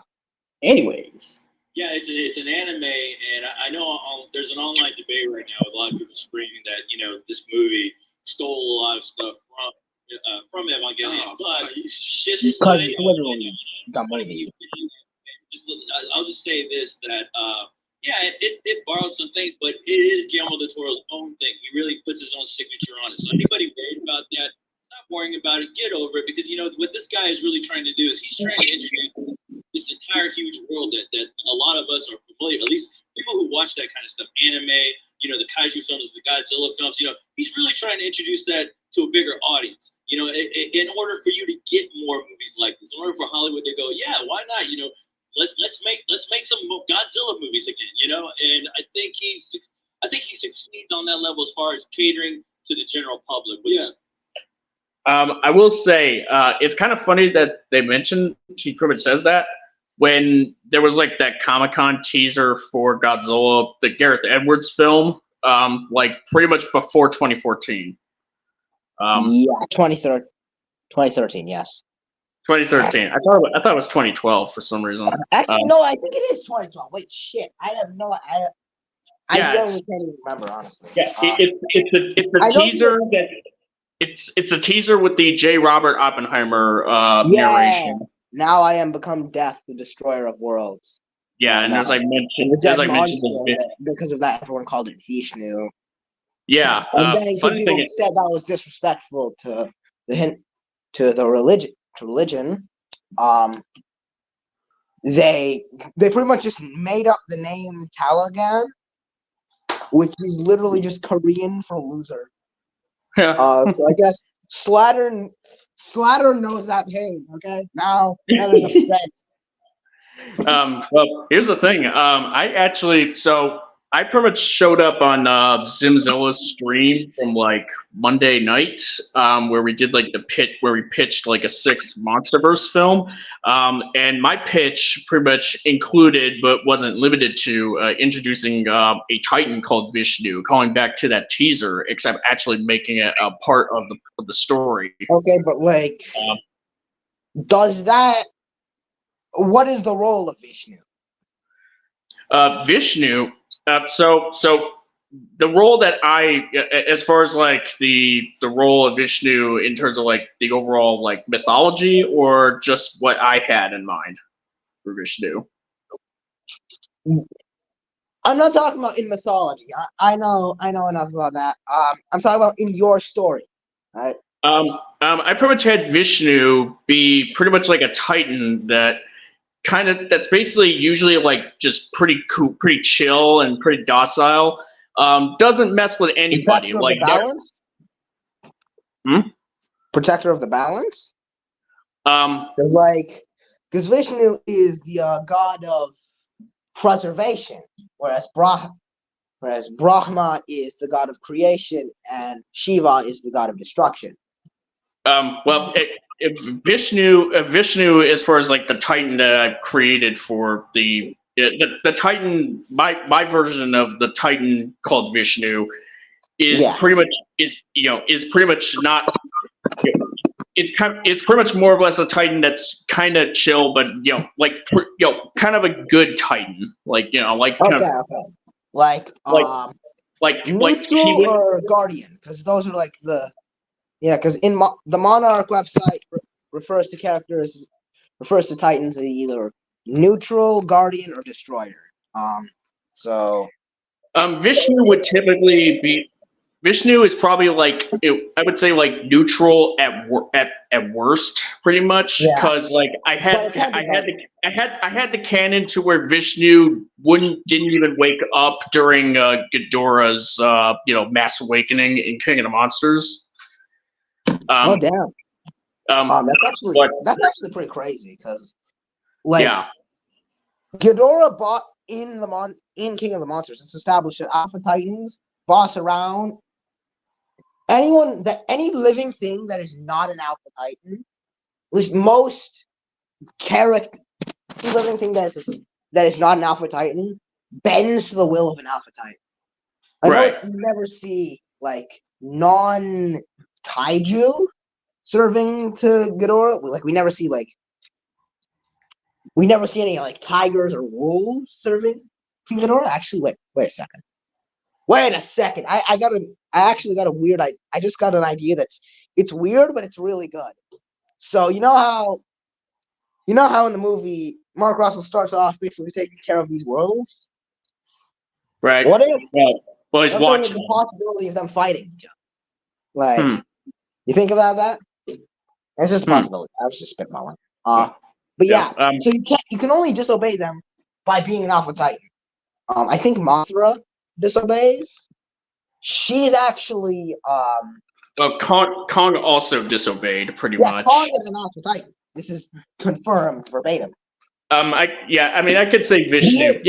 I could say Vishnu. He's not as strong as Godzilla. Right. I guess I didn't really elaborate too much about Vishnu. Pretty much just that he's a benevolent, docile Titan. Probably you could say Alpha. Because that would kind of make sense, because Mothra isn't subservient. Kong wasn't subservient. So that makes sense. But I kind of had like a twist where at some point something happens to Vishnu that's kind of similar to an episode of the show of the Genndy Tartakovsky's Primal. Oh damn! Like the Plague of Madness, or Plague of Madness, pretty much. Because that's crazy. The main because my pitch had Biollante as like the main antagonist, but the human antagonist of the story kind of like sets some things in motion for Biollante to be created, as well as to even kind of use Vishnu, like Plague of Madness-ified Vishnu as like a distraction from for Godzilla to have to deal with, pretty much at the time. Ooh. So yeah, my pitch went pretty dark. Like Wait, it just, Kaiju would be crazy. oh yeah, I like the idea of the Yeah, I like the idea. I was talking about this earlier.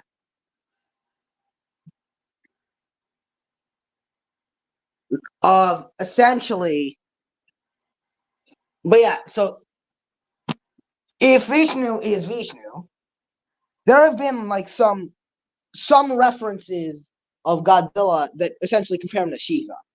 I think Godzilla's singular point, and also man's arrogance. Man's arrogance, yeah. I think those are the only ones, but still. So you could have Vishnu against Godzilla, who are in the Trinity, and the creator a bit. Yeah, wait. In man's arrogance, Godzilla is Shiva, the destroyer, and Brahman, the creator, is Archeon. Yeah, Archeon is the creator. I have no idea why. I'm pretty sure he's more destructive than Godzilla, but he's apparently the creator. So if you had Archeon, Godzilla, and Vishnu as like the three strongest monsters, I think that could work. And they preserve the balance together.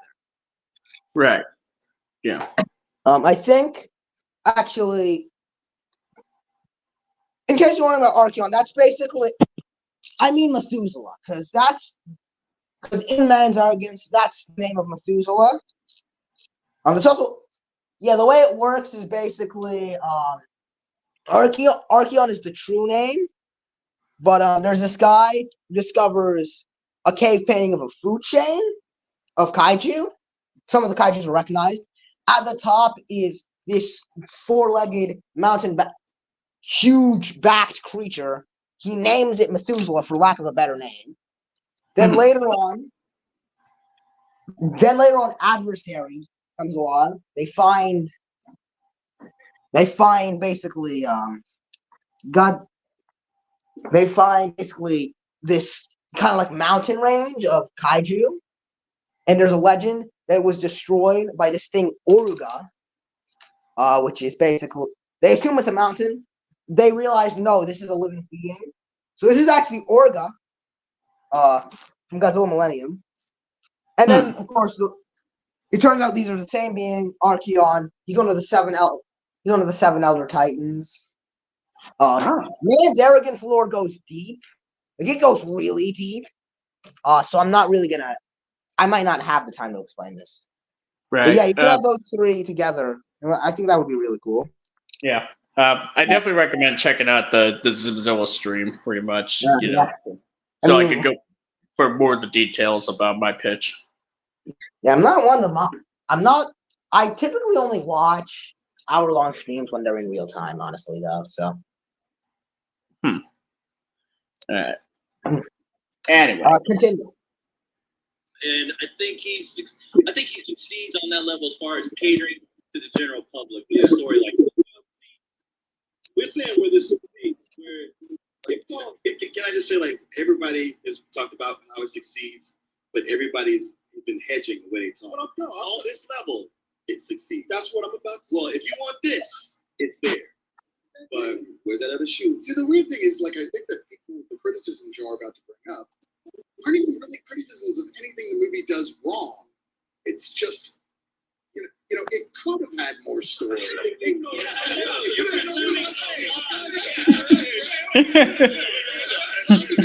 a lot and heard a lot of the criticisms that are out there about this, and I understand what they're saying. You know, these things like, where's the character depth? Where's the more complicated, complex backstory? I'm like, why does this movie need those? I find it kind of interesting because, like, not to say like the characters in Pacific Rim, like, at least like a good chunk of them are like the deepest by any stretch, but it's kind of interesting that they would kind of say that when you have Mako in the movie. I mean, they're talking about it not being very deep, and on Mako, there's I guess there is a lot there is quite some depth to her character. Ultimately, is it really that much? Is it really explored all that much? But I guess, yeah, I think you're right. Yeah, and I would here's the thing, like that depth, the depth can be like it's not that they have to go into monologues about Yeah. all that stuff. Like there's Not layers the to best it that character- Not the best character, kind of I would say, but definitely has depth. But I think they said they're not particularly deep though, which is kind of sick. yeah. Man, boy. I know. And I wasn't gonna say that at all. Uh-huh. I was just gonna say that the character were kind of weak. Uh-huh. I Didn't was have talking. much. I could have used more depth. Yeah, I was what gonna do you call that thing? Depth? Yeah, I don't know what you're talking about. This depth right here. I don't know about I that. see. Okay. But no, the characters in Never here mind. kind of weak. Yeah. I said never mind. My fault. G. Continue the video. Oh, okay. Back it up just a few seconds, and here we go. Depth right here. I don't know about that. I see. Okay. But no, the characters in here are just kind of weak, Uh-huh. kind of one-dimensional. I mean, when you look, these characters right here. You talk The about only monster missing in this thing is the thesaurus, and I think listen. You talk about being an anime. That's exactly what these is. These characters are. They're cartoons. You have you want more of the story. You have this guy named Charlie. They're the Top Guns. They're like, hey bro, let's go fight some monsters. You know? And so they're both Jaeger pilots, by the way. Him and his brother. His brother played by Diego Klattenhoff. When you pilot these Jaegers, you can't use both hemispheres. that's true. When you're piloting Jaeger, you would definitely not use the fears of your brain. When you pilot Jaeger, you don't use your brain.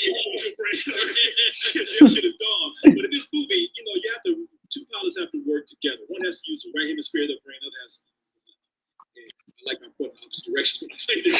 But so him and his brother, they can mind meld or whatever together perfectly. His brother dies, and he decides, I don't want to do this anymore. I'm going to go and build a wall in this new government program to keep monsters out because they're getting rid of the Jaeger program. Oh, I thought they were keeping Mexicans out. Well, They already had it on a Mexican. They was figuring like, well, Mexicans, giant monsters. it's kind of the same thing. Wait, this was in 2013.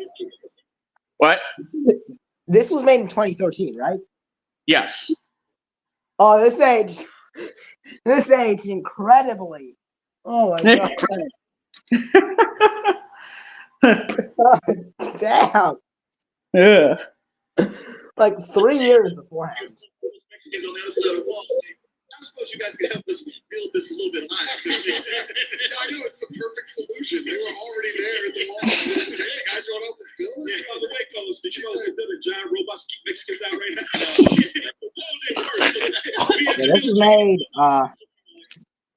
This was made before Orange became the new black, which is crazy. Yeah. Are I'm you talking about the color of the presidents. Oh. Yeah. This was before that. Yeah, 3 years actually. So this was like one. How the do you reference something that happened 6 years later, 4 years later? 3. Yeah, no, 3 years. Yeah, I meant to say 3. But how do you reference something that is only ever brought up 3 whole years later? Simpsons. You can't be referenced to anything else. Yeah, like it's kind of like a Simpsons kind of thing. They may have just inadvertently With called the Simpsons, Donald Trump became president. At least that had basis in reality, because Donald Trump did try to become a president and failed miserably. This is just way too fucking. This is way too fucking specific. Freaking me out. I think it's just kind of yeah. It's a general joke. It's kind of yeah. It's kind of like very. I guess it's like an eerie coincidence. Yeah, I mean, I guess if Mexico is like extremely discriminatory against the blacks should retaliate, right? I'd rather not get into this discussion right now. We're here to talk monster stuff, okay? This is not a political stream. This is an Attack on Titan. This is specific. We just want to talk about monsters, okay? Giant monsters and giant robots. Come on. Okay.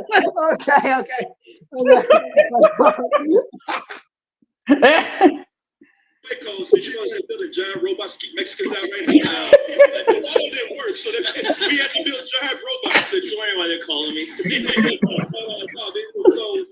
working on his wall, and Idris Elba, he's the soldier general, yeah, Little badass. yeah, he's so badass that his name is Stacker Pentecost, and he goes to get Yates. Yeah, he's like, yes, he was the best guys I had. You know, you got to come back. Hit this wall, you know, you look dirty and shit. Yeah, it's cool, get you laid and all that kind of stuff. He said, "Get some food in your belly." Yeah, get some food in your belly, and you know, to sweeten the deal, I'm throwing this nice little Asian chick right here named Mako. Is it Mako? Mako. But played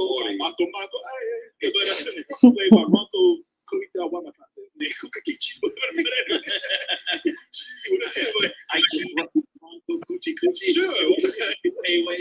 Turns out that these two can mind meld together perfectly. Blah blah blah. Whatever. When they come on the screen, there's really nothing for them to do except when you can get your ass in a robot form. Exactly. Okay. Yeah. All right. Yeah. Yeah. Yeah. They pretty much. It's like. Okay. I'm trying. Hold on. Okay. Let me try to. Let me get my mind back on track here. Okay. So. No, I will wait.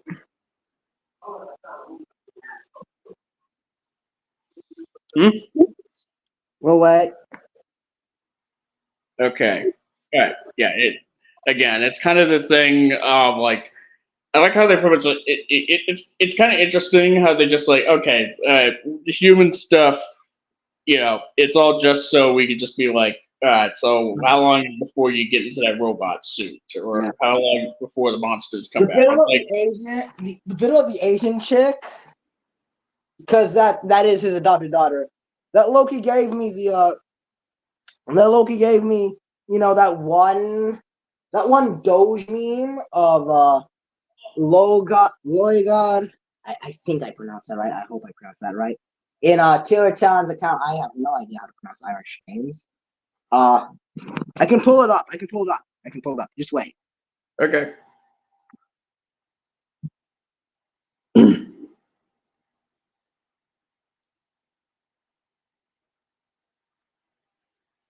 While we wait for him to pull it off.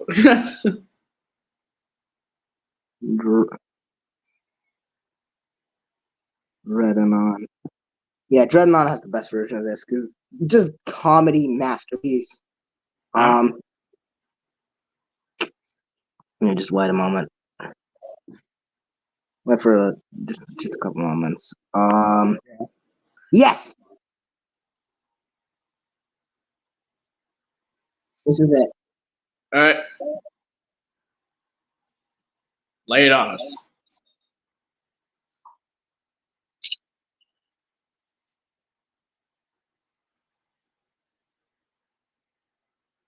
Yeah, that's it. I think you could hear that. Could you hear that? No, I didn't. I gotta pull out a computer for this. Just wait for like a solid. Oh shit. I think it should be.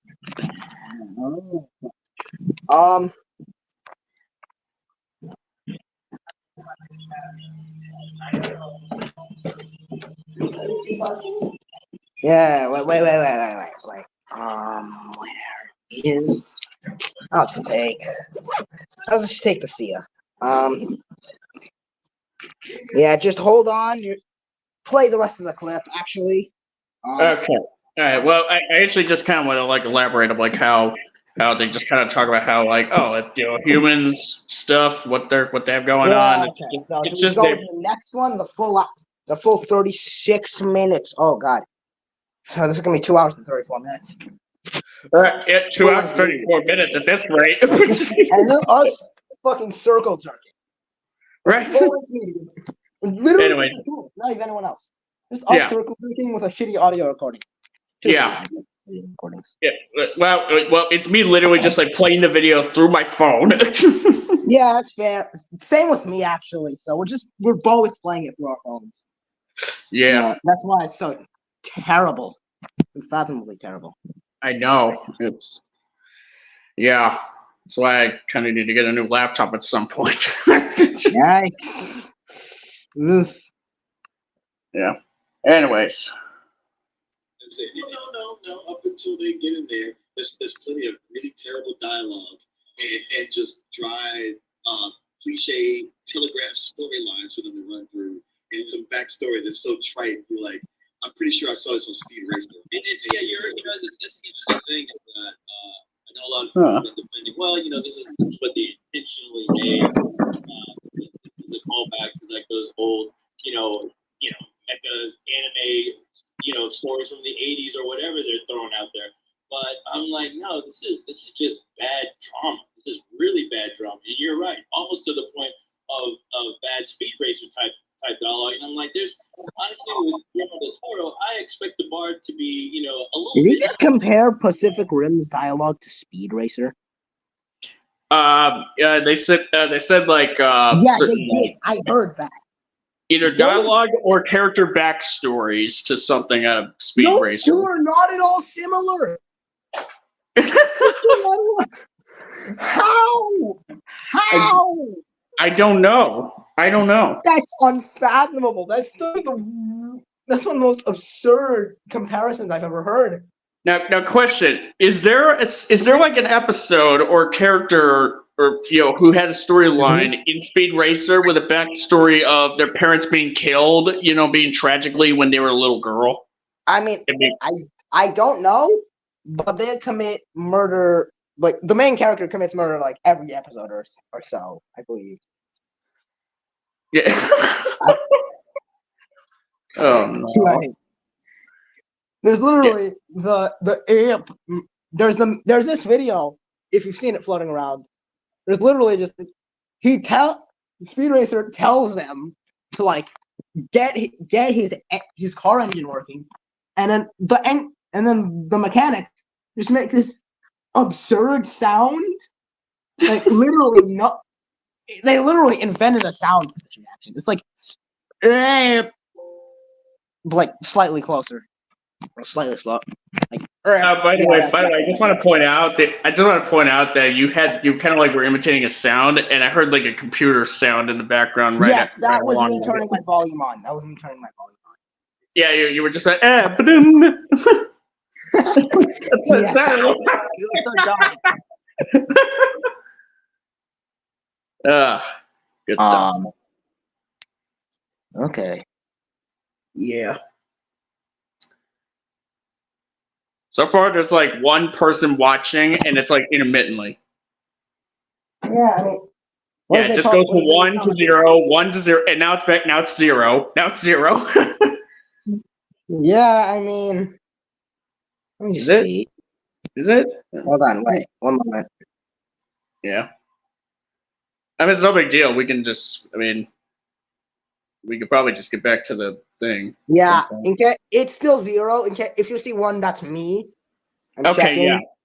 The Okay. audio's So not working literally, on my so laptop. no one is watching this aside from you and me. And this is still the length of a 2-hour movie. This is one of the worst live streams I've ever had the displeasure of being in. No hate though. No hate though. That's okay. I was kind of expecting the stream to be not quite as popular as others. 41 minutes at most, and now it's gonna be 2 hours. We're gonna let's try to get through this. Continue playing, please. Like whenever. Yeah. To me, I watch it and I'm like, this has so many of the Del Toro marks that I'm used to. It's like, yeah, the effects look great and but it's got such a fanboy vibe. Most of his movies, except for his Spanish movies, the dialogue's never strong. That's usually weak. Ron Perlman is shoved in there somewhere, and there's a lot of stuff that's just kind of cartoonish and almost like it's like you had two guys reliving being 10 years old We would just be sitting there elbowing each other, going, yeah, I know, right. And I see what you're saying. And that's kind of the unfortunate part because, when you're trying to get audiences into a genre like this, I mean, you really want to Hold on a second. Sorry. I noticed that you started playing. That was the worst moment for me to click on the Rogers button. But I have the video if you want me to. It's only 20 seconds long. It's only 20 seconds long because it's a short.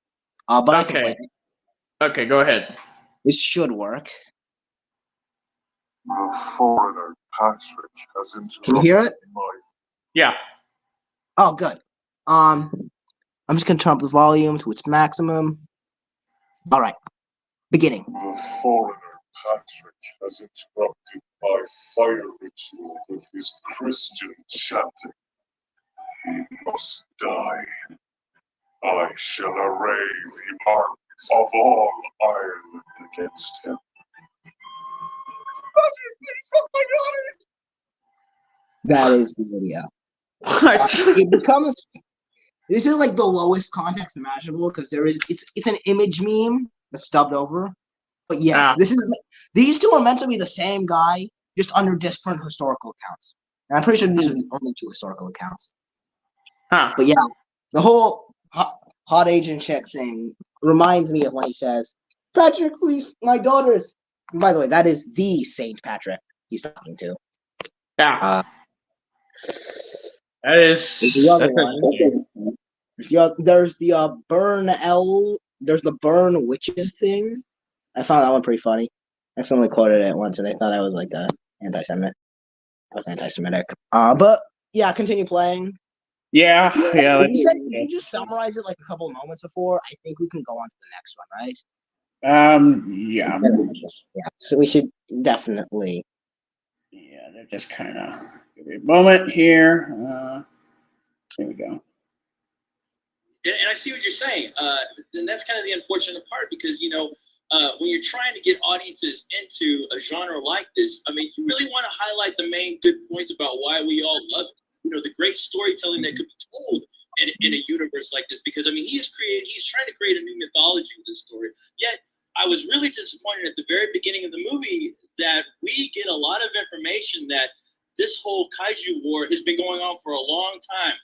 I felt cheated. I kind of felt like, wow, I feel like I'm getting thrusted into the last chapter of what could have been a really interesting trilogy as far as this whole story. I felt like that too, like being like, all right, this thing is here, and let's take you just narrate the whole history of put you where it is now. I was like, well, gosh, all that I kind of wanted to see that. Plus, he is 100% on the nose with this one. You're selling it to the general. What was that? He's completely right about this. He's talking about how he feels how he's been thrust in the last possible chapter. That's because he has been thrust in the last possible chapter. Honestly, they made it so that it's just the same thing going on for half a decade, the same thing going on for another half a decade. But yeah, there's a huge amount of potential. If they made a first Pacific Rim movie that was basically just Tales from Year Zero, which is a comic.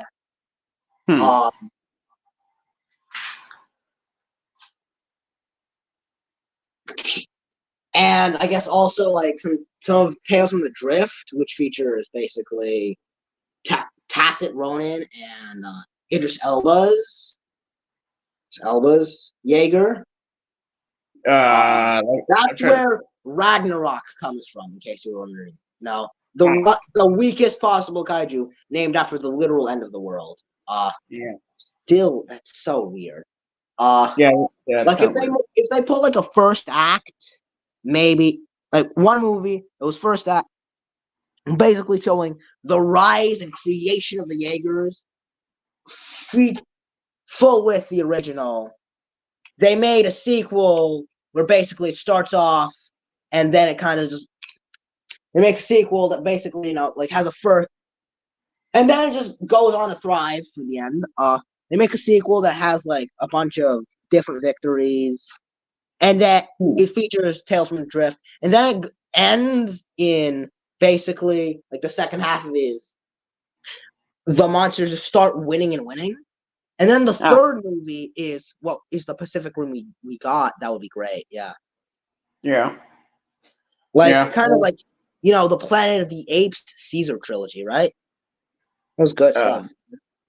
Oh yeah, that trilogy was pretty dope. It's it's an awesome trilogy. And I'm glad that Kingdom of the Planet of the Apes was turned out as well as it did.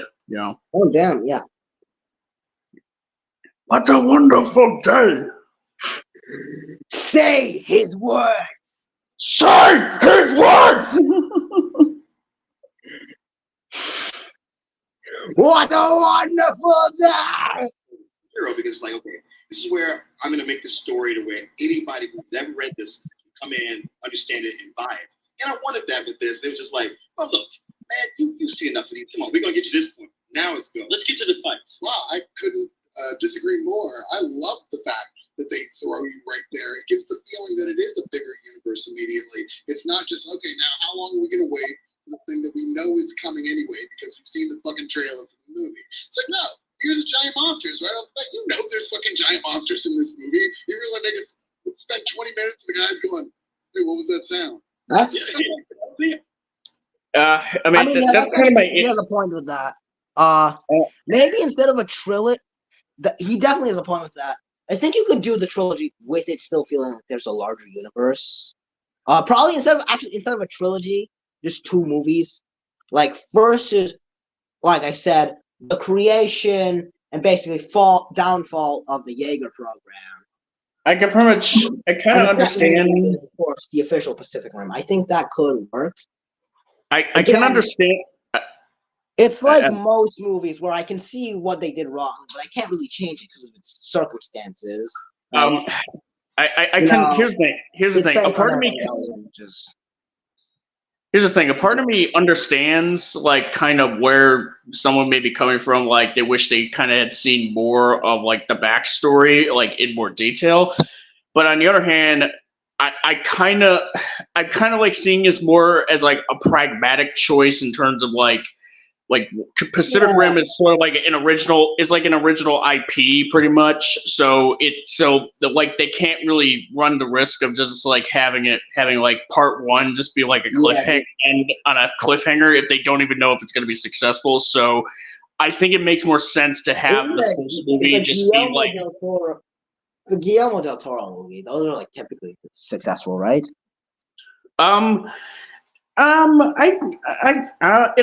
It's kind of hard to really get. It's the Hellboy movies. I wouldn't necessarily say they were smash hits. Financially, like they didn't. I wouldn't say they flopped. No, they didn't flop. It's just that they're just not hugely successful. That's why it took him a long time to make Hellboy 2.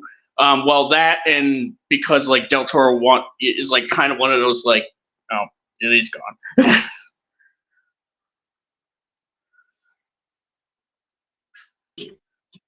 I swear. Anyways, where was I? Okay, yeah.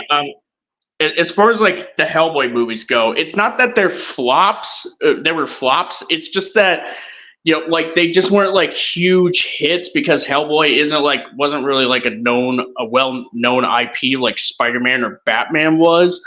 And plus, like Del Toro would tend to have trouble. Del Toro is kind of known as being like one of those filmmakers who would have trouble with studios because he has a specific vision and and he tends to fight for it. And Hollywood studios like Warner Brothers or Universal, they're not fans of that that kind of mindset.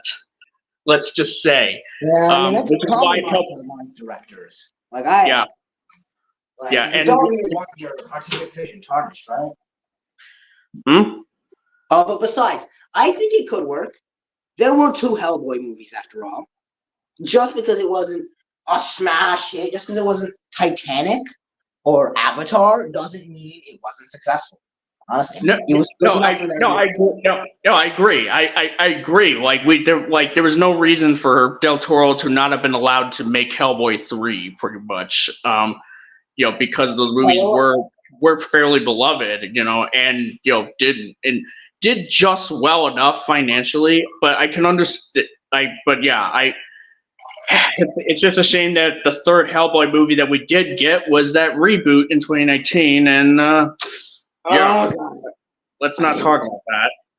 Yeah, let's never talk about that one. But so yeah, I can understand Pacific Rim. In the case of Pacific Rim, I understand that they wanted to have it be where it's like a one and done, like closed to loop sort of story, pretty much. And if they wanted to do a sequel, if the movie did well enough, then they could consider doing a sequel, pretty much, or a prequel. Honestly, preferably, I wouldn't have mind if we did get a prequel, pretty much, as opposed to Uprising.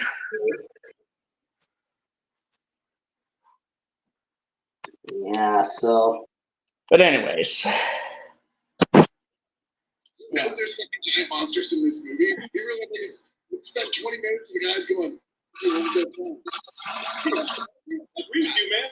I like it much better than them doing this. As far as the dialogue, telegraphed, I'll give you that. 100%.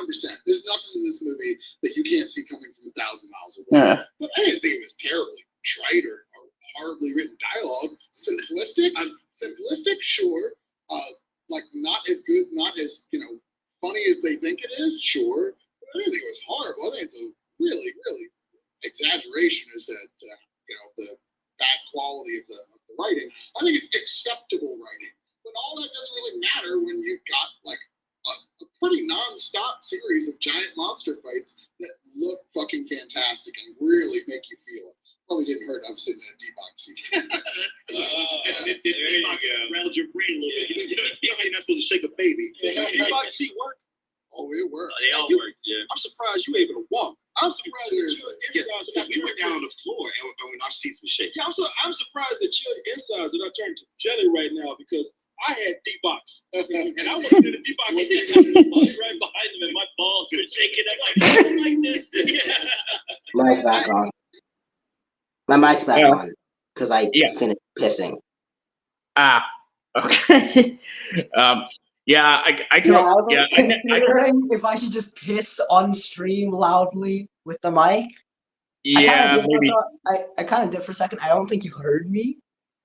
I was kind of playing the video over it, so thankfully not. All right, play. Yeah, I will say one thing. Since I never got the chance to see Pacific Rim in the theater, pretty much, because I didn't really know much about it at that time.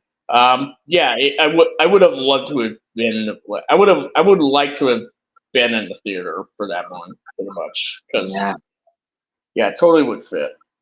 So, anyways, can't look back on the past now, can we? We can move forward. I see the quality. Yo, that. Because I don't think that there was anything to this movie except giant robots and monsters. But they deliver on that. It's incredible. But the characters are so flat. They even have one that, when I say they're a cartoon, They have two scientists. Charlie Day plays one, and they have Charlie Day. He probably has some of the most dialogue in front of you because he's the comic relief. He talks very fast. Probably, yeah. Even if it's bad, he delivers it so fast that he makes it funny. Okay, all right. So here's a portion where they actually start playing the clip from the movie. So I'm gonna mute on my end and just play through the clip. I'm gonna mute my end. Skip through, yeah. Yeah. All right. All right. So I don't want to like skip too far ahead, So because I don't have the time code on me. But anyways, so I'll mute for a moment. So stand by.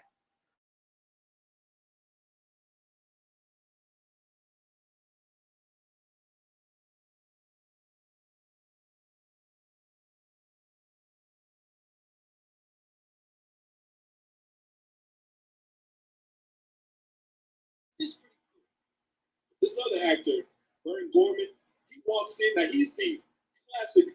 I say classic. I mean cliche, befuddled British guy. He comes in and we're back. He's like, "Who say? I said you doing now? He's a good man." There's one point where he even rolls an R like a British cliche. He calls Charlie Day kaiju, but he doesn't say. He says, "Oh, look at him." He said kaiju. goofy. I was like, man, They are. I love that. The whole movie is a cartoon. Why wouldn't the scientist be the classic cartoon scientist equivalent, where one is the cartoon geek who's super excited about everything, and the other's a cartoon nerd who takes everything way too seriously and obviously is bad. And I'll give you that. I'll give you that though. I liked it because you know what? Those were characters. As far as the rest of the cast, I thought just wow.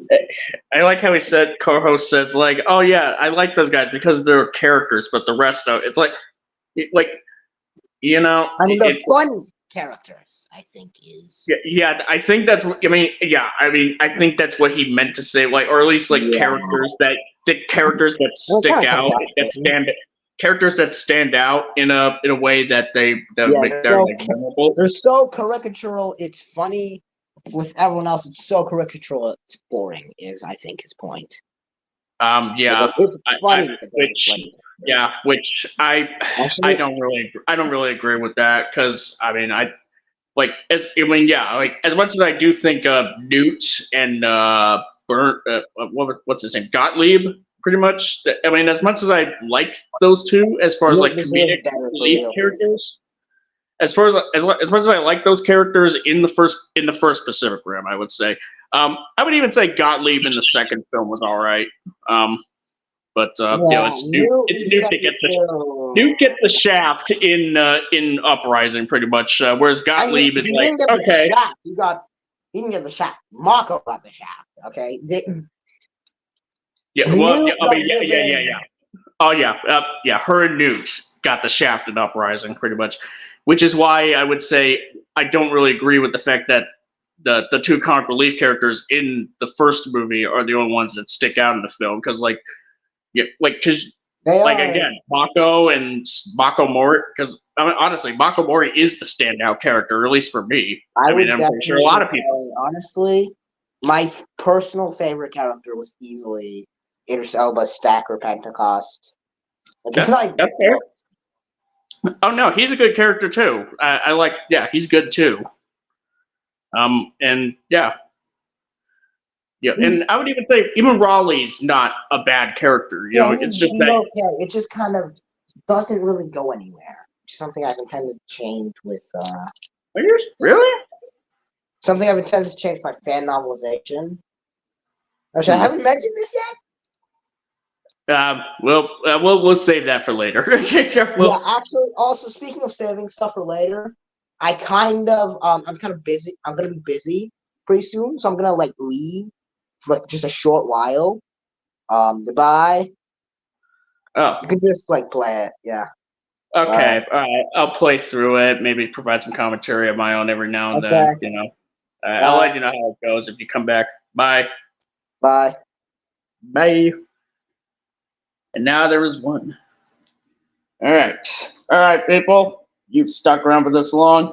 Let's get to it. Why are they playing this so dry, so serious, and it doesn't help that Really, back it up just a little bit. Those are characters. As far as the rest of the cast, I was like, wow, why are they playing this so dry, so serious, and it doesn't help that the main actor that they got. I was like, is this the same guy from Tron? The guy that was just sucking, No, it's not the same actor from Tron Legacy. The actor from Tron Legacy is Garrett Hedlund, I think is his name. Can't really recall. No, this is Charlie Hunnam that they're referred to. The guy who would end up playing King Arthur in King Arthur Witch of the Sword. But he was in another Guy Ritchie film, The Gentleman. He was pretty great in that. So yeah. Raleigh for me is kind of like Ford Brody a little bit. Not exactly the same, but kind of to a certain extent. Where they're both pretty underrated as far as characters go. Heck, I would say Raleigh's character stuff, him, essentially him losing his brother, pretty much, at the beginning of the movie, and he kind of feels like it kind of seems like he has a bit of guilt about it, and so he kind of overcomes it by eventually being the one to, cancel the apocalypse, essentially, to be the one that does it. Like him and Mako are pretty similar. That's why are similar in ways. They have something to prove, and they have like emotional baggage that they both have to like overcome due to like deaths in their families, pretty much. Like them losing their family. Raleigh losing his brother, and Mako basically losing her parents. So, and that's why those two work so well together when they're doing the drift. Yeah, I mean, there's like other reasons too, but I think that's like a big part of it. And it's just so weird because like they really just kind of brush over some of this details that it's like Pacific Rim 1 isn't that badly written. Like it's not amazingly written. I would say that much. It's not flawless. But as far as character stuff, it's pretty strong. Mako Mori is one of the best strong female characters in kaiju media. Like Pacific Rim and Mako Mori in the film. I pretty much have highlighted it in my Pacific Rim Uprising essay video series, and I will highlight it again. Mako Mori in Pacific Rim is pretty much is a best case example of how to do a female lead in an action movie, and how a strong female lead who has trials and tribulations and even flaws to try to wrestle with, but she still manages to be a badass as well. She has a compelling story to her. She's pretty much a badass, but it's not overcompensating for a lack of depth, a lack of nuance. Because she has depth, she has nuance. Yeah, and Raleigh Raleigh may not be quite as strong of a character as her, or as depth as far as like development as her or Stacker, but Raleigh's still not that bad of a character either. Anyways, yeah, and it's just kind of weird that there's this similar mindset back then about the first Pacific Rim, even from people who were positive about it, like Cyrus, Chris Cox here, who is very much positive, as we pretty much have seen so far, but he's still kind of like undermining some of this stuff. And keep in mind, it is kind of because since I am familiar with these guys' content, both Double Toasted, OneOfUs.net, so I kind of understand the vibes of like Chris Cox being not exactly the best person to hear out as far as like discussions on kaiju media or Godzilla media, so on and so on. But yeah, that's I know the stream's been going on for a while, but that's what makes it. That's the fun of it. Why not? It's sucking all the charisma off the screen whenever he was on it, because I was like, wow, number one, this guy it seems like he's reading off cue. Number one, this guy, and it doesn't help that the main actor that they got, I was like, is this the same guy from Tron, the guy that was just sucking all the charisma off the screen whenever he was on it? Because I was like, wow, number one, this guy it seems like he's reading off cue cards the whole time. Plus, does he have to say his dialogue like he's narrating, like he's still narrating the trailer? I mean, every time that guy talked, it sounded like he was narrating the trailer. Was that Charlie Hunnam? That's Charlie Hunnam. Okay. Because I was like, is this him? Because I know on Sons of Anarchy he's considered to be good, but watching this, I was like, wow, he's sucking like he's in a George Lucas movie. I feel like we didn't even see the same goddamn movie. Yeah. Okay. Now. Okay. Even then, I will say, to a degree, I definitely agree with Cyrus here. They're talking about a different movie entirely. In this case. Was an overly long movie with robots and giant monsters. How long a movie is not like it is not it is not a metric of how good a movie is. Okay, let me just put it right there. Just because a movie is long or just because a movie's short that doesn't mean anything in terms of the quality of the film. You could have like a movie that's 70 minutes long that's a classic, like the 1931 version of Frankenstein. Like a great movie that's only an hour and 10 minutes or an hour and 15 minutes at most. And on the other hand, you get something like Black Panther Wakanda Forever, which is not so good. And that movie is over 2.5 hours long. I'm just saying. Not again, the movie's length is not a metric for how good a movie is. I'm just gonna want to make that clear so that we're okay. We're good. We're clear. Understand? Good. Moving along. And I mean, honestly, look, I see the appeal of this movie, and I would even give it a high rating knowing it delivers on what it promised. I won't take that away from it at all. But it's too goddamn long. Yeah, at 2.5 hours by the time it was done, I just felt exhausted. But if we can still stay on the characters here, I mean, I think there's a lot of problems with that, especially the Asian girl playing Mako. Yeah, where I thought she was written to where I was scratching my head the whole movie, wondering, is this girl supposed to be like a teenager? Because there are scenes where obviously her and Idris Elba have a, did I say his name right? Idris Elba. They have a obviously father-daughter relationship. But there's times when like her character like really wants to jump in one of these Jaeger robots. But the whole time when she's told she can't, she looks at Idris Elba with like these little girl eyes. Dad, how come you're not letting me ride these robots? Come on, I've been training for this my whole life. What's going on? Okay. Someone may correct me if I'm wrong here, but I do not recall Pacific Rim 1 having any moment where Mako was like that in this movie. Someone may correct me if I'm wrong, but I have my doubts. Person on this whole shit. You won't let me in the giant robot. I'm born for this shit. I'm born for it. Why, Daddy? Why? She just had this attitude. I'm like, wow, she seems like she's supposed to be a 14-year-old girl, yet they casted like a late 20-something chick, and it just She does have scratched my head. There are 5 times in this movie where she looks up at Idris Elba like, Yeah, that's no.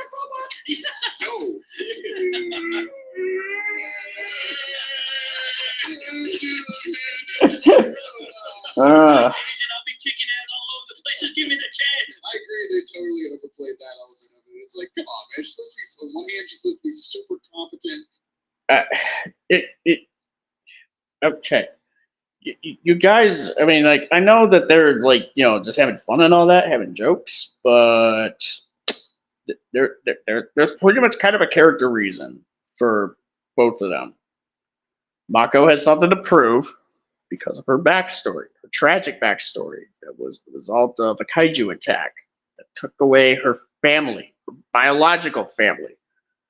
Stacker Pentecost has something to lose.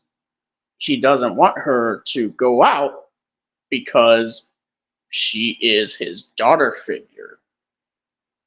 It's pretty understandable that when you are a commander and you have a daughter figure who is also in your sort of like regiment, sort of in your chain of command,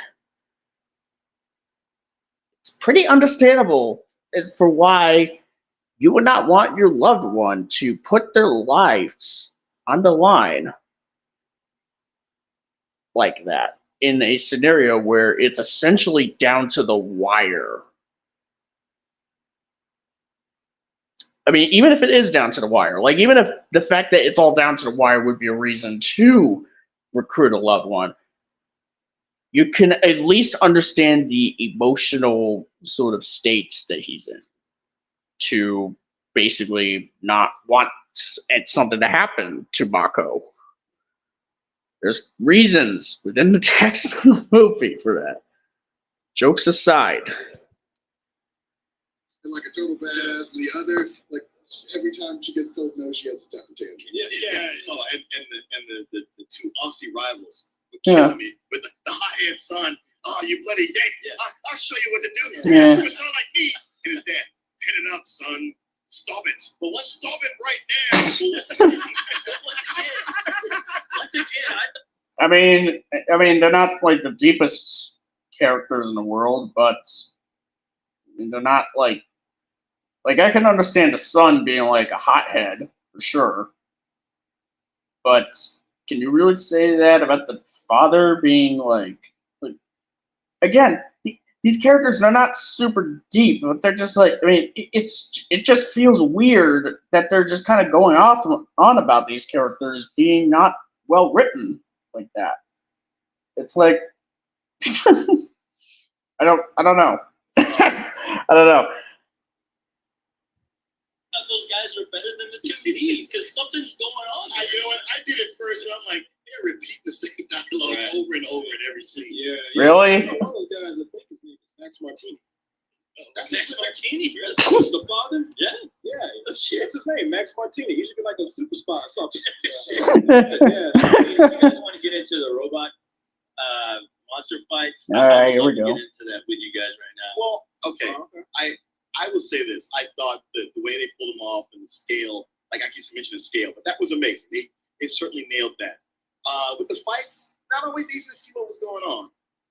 Could they at least be able to kind of go into detail about about the sense of scale going on, like the way with how the Jaegers are portrayed, like the way they move, pretty much the mechanics involved, like how there's like the feel of just like how heavy and even sort of dangerous it is to even operate these things.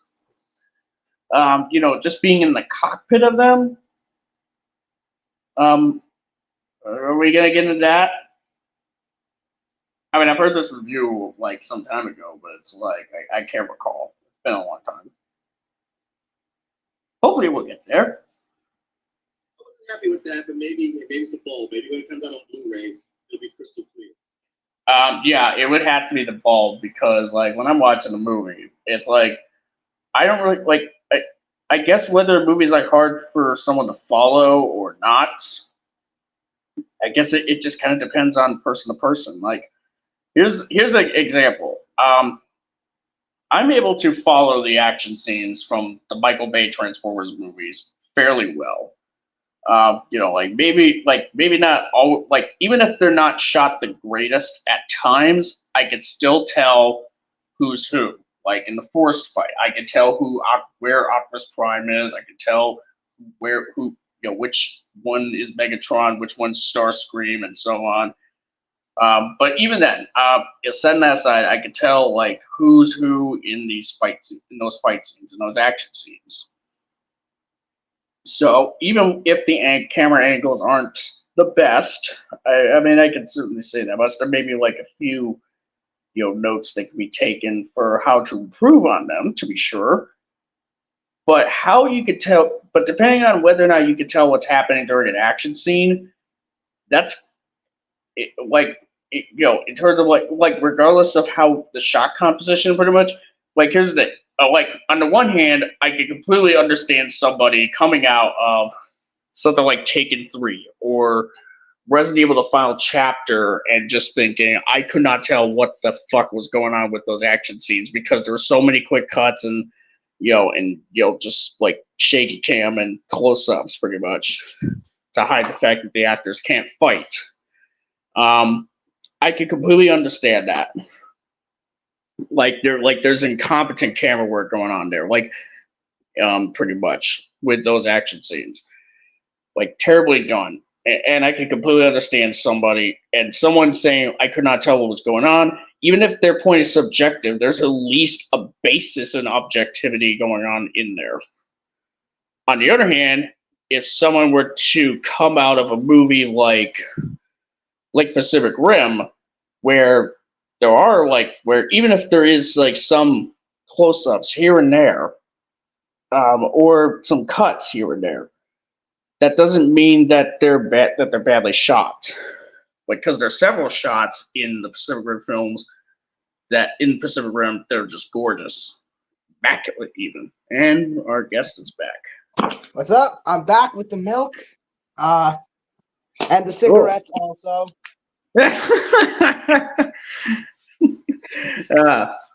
Good. Yeah, laugh. Came from a deep place of parental abandonment. From a deep place of parental abandonment, methinks. Yeah, set that off the side. All right, so we're pretty much. So we I'm pretty much went over. the greatest comedian in history. This is not even for debate. All right, so to pick up where we left, so yeah, just to bring you up to speed, they kind of went over Mako's character and we just and some of the Australian characters, pretty much. They're the father and son. The father and son, right? Yeah. They were just kind of and how they were talking about. Yeah, when I can see honestly the dislike for Chuck. Yeah, I can see the dislike for the character of Chuck Hansen. I think he's two-dimensional. Because when I finally got around to watching Pacific Rim, when it came on Netflix, I came in with the expectation. When I saw Chuck, I had the expectation that he was going to have one of the greatest fictional characters of all time. Obviously not one of the greatest fictional characters of all time, but an incredible fictional character. Yeah, it's just kind of like, yeah. Sorry, the YouTube Shorts writing brain rot has gone to my it is it's done its job. It's rotted my brain. Sorry about that. Yeah. I pretty much, and as far as like the Mako point is that they kind of they pretty much were kind of like downplaying like the nuance as far as like why Mako pretty much wanted to actually pilot a Jaeger pretty much and why isn't that just because Stacker saved him in one? Saved her pretty much. She was a little. Literally the only person to ever do a one-man Jaeger pilot. Like even at the end of the movie, we don't have like some surprise moments where Raleigh does it. Right. It's just Stacker, and that makes him special. Admittedly, I've committed a sin on this. The fan novelization is going to have. It's going to have a segment with Raleigh. He was also dying. Stacker was also dying from radiation poisoning due to the weather. That was because he piloted it one man. Yeah, he was piloting. Yeah, because he was piloting Jaeger. And he pretty much had like a personal father figure like responsibility for basically protecting Mako. No idea why it was Mako specifically. And Mako basically has like a more nuanced reason beyond just because like, I mean, they were joking about it, but it really was just kind of because like, oh, it's because she's Japanese. She's she's supposed to, like, it's like it's like you kind of expect that. You expect you get what I mean, to pilot a giant robot. Yeah, I wish there was a sequel. The Mako drift sequence, which is being chased by the crab Onibaba. Yes. I wish there was one when we had Stacker's perspective and it was a completely different. Because as I've established before, that's likely almost certainly that is implied very consistently to not be an accurate effect. That wasn't what happened, like, at all. Because it's obviously like too fake to be real. A child would likely have exaggerated memories of it, and we literally see Stacker tell her, "I don't care what you think you saw. That wasn't what happened." He didn't say that wasn't what happened, but he did say, "I don't care what you think you saw." So I wish we did get like at some point in the movie a perspective where he basically he fights this Jaeger. It's an intense fight. His pilot gets knocked down. Then the Jaeger just starts rampaging. He has to carry the Jaeger down. He's to carry the Jaeger. He has to like hit it with his full power. Then it deactivates and falls. And like I'm just improving this, so it's probably not going to be good. He climbs out of the suit, stands on his shoulder. He's like sighing and panting and huffing and wheezing, and then he sees, this little girl who's basically just like so ecstatic right now, like has a resignated smile on his face. I don't think you need to say anything about him adopting her because that's really unnecessary. I think the viewer can like, honestly, with him spotting it and like, like thinking, wow, I did good. I think that can kind of imply already enough. He probably just went down and met her and decided to adopt her. But do you think I did good on the scene? You think that was a good scene description? It's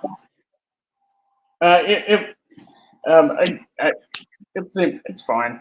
Yeah. Yeah, I kind of just made it on the spot. Like most things, I have to like sit down like for a minute, like a solid like 15 minutes at least to basically figure out like a chapter, a couple of paragraphs, and I get hit with writer's block. Right. Like, yeah, because it's terrible because for the first chapter of my Raids Again novelization, I've been stuck on like this one segment explaining why the thing exists. Like, literally just one paragraph, and I can't get around to it. I've written the rest of the scene, and it's pretty good, but like it's that one part that just keeps getting to me. Yeah. All right. So what rest of the Yeah, we got like another 15 minutes of it. Here, let me see. Actually, yeah, 15 minutes. But there's like, it'll be a little under that because there's like some trailer bits as well at the end. So you can play when you mute yourself. You can play the trailer bits at like 2 times speed. No. Usually the trailer bits is kind of like the bookend of the bookendings of the review. So I kind of skip the opening part and we just end the video right when the trailers start. But I think we should be getting kind of we should be getting fairly close to the wrap up. You look at the second half of it, so yeah, we're pretty much like about we're over halfway through. So anyway, so now we're talking about the action scenes, pretty much. Okay. So, yeah. They're pretty good, right? Not always easy to see what was going on. I wasn't happy with that, but maybe it's the bulb. Maybe when it comes out on Blu-ray, it'll be crystal clear. The thing I didn't like was how the robots getting their asses handed to them, and they go like, "Well, shit, we about to lose. I guess we might as well. Let's try the sword. Let's just see what that does." It's the best weapon they got. And I was like, "Why don't you fucking lead with that?" Thank you. That's the first thing I thought too. It's like, so you were just gonna grapple this whole time when you had played? Okay, so this point they were bringing up is how why didn't they? Onotachi. I mean, he's kind of right. I think he's definitely right. Like Mako should at least tell him, hey, Gypsy Danger has a sword now. You think they would at least care to lead him in, especially considering a sword. Even if they don't want to use it, which I'll explain why they probably wouldn't want to use the sword in these 2 specific fights. Let me point out. So in the case of like the Hong Kong sequence with Leatherback and Otachi, like I can understand not using the sword on Leatherback because he's too thick-skinned, pretty much. He's way too bulky. They were winning that fight anyways without the sword. There's just no need. And I would say I kind of been like sort of brainstorming like why they wouldn't use the sword on Otachi sooner than they actually do. I'll get into that myself. But the thing about that is that even though they technically didn't need the sword for Hong Kong, they probably should have still explained it, because the thing is, that sword is made out of metal. Yeah. That shit is not lightweight. Okay, that thing is weighing them down. It's weighing Gypsy Danger down. Sometimes I feel wrong when I say the canonical name of it, but it's weighing the mech down, and when you're moving something that you haven't piloted in a while, the thing when you're piloting something that requires movement, the first thing you gotta realize is essentially that thing, the speed of lugging like 1,000 tons of metal is not the same as a regular human arm movement. There's going to be and you also have to think of like the movement of wires and gears and shit. So it's going to take a delay, but obviously they'd move around if they've known the Jaeger. But now the delay is longer, and now Raleigh would struggle to adapt to the new delay, which would make them lose the fight. Okay, especially considering you'd be wondering, you should have at least given a warning for that, right?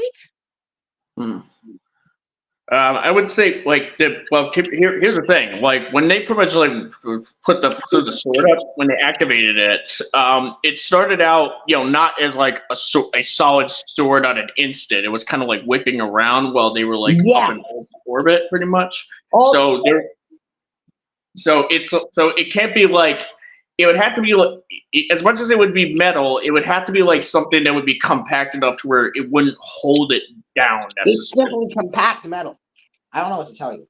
Like maybe the parts that move are like made of a different substance, potentially like rubber or plastic. That's the only thing. Even though that would be weird. But the parts, first off, 1,000 tons of rubber is still 1,000 tons of rubber. That shit is not that's not lightweight at all. Okay, that's still gonna weigh down. That's still gonna like change the speed at which the robots. Sorry, it's gonna change the speed where the robots moving to enough where fights are gonna be hampered. And the other part is that it's a sword. The sword can't be made out of rubber. The bits that when they fit into place, it works as a sword. That's definitely made out of metal. So there's still the metal there. It's just slightly less. Right. So for Itachi, I think it makes sense why the sword isn't necessary. As I've explained, leatherback, it's not really necessary. You don't need to pull out the sword. It's going to be kind of like an inconvenience where they have to like make it move. It has to like swing into place. Yeah. Like it was very efficient, and it gave him like some catharsis on just absolutely going haywire. Well, even then, with Itachi, there's like a similar aspect. For Itachi, is a lot more difficult because it's like more nimble and can fly, which is something they've never faced before. Which is the same same problem with the sword, where you're out of your depth. However, they can't use the sword because it's a sword. It's a sword. Okay? Right. Stay with me now. In the movie of Pacific Rim, it's established that basically all the kaiju have this thing called kaiju blue. It's in their veins and their arteries. Yeah. Yes. And it's completely poisonous, right? Obviously, the poison varies. Like, some are more poisonous than others. That's literally how the category system is based. Which also leads me to think that Scissor was a cat 5. But we'll talk about that later.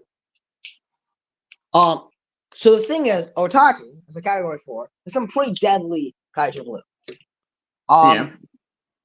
And if they pull the sword out, they're gonna slice it and it's just gonna go fully everywhere in a populated city.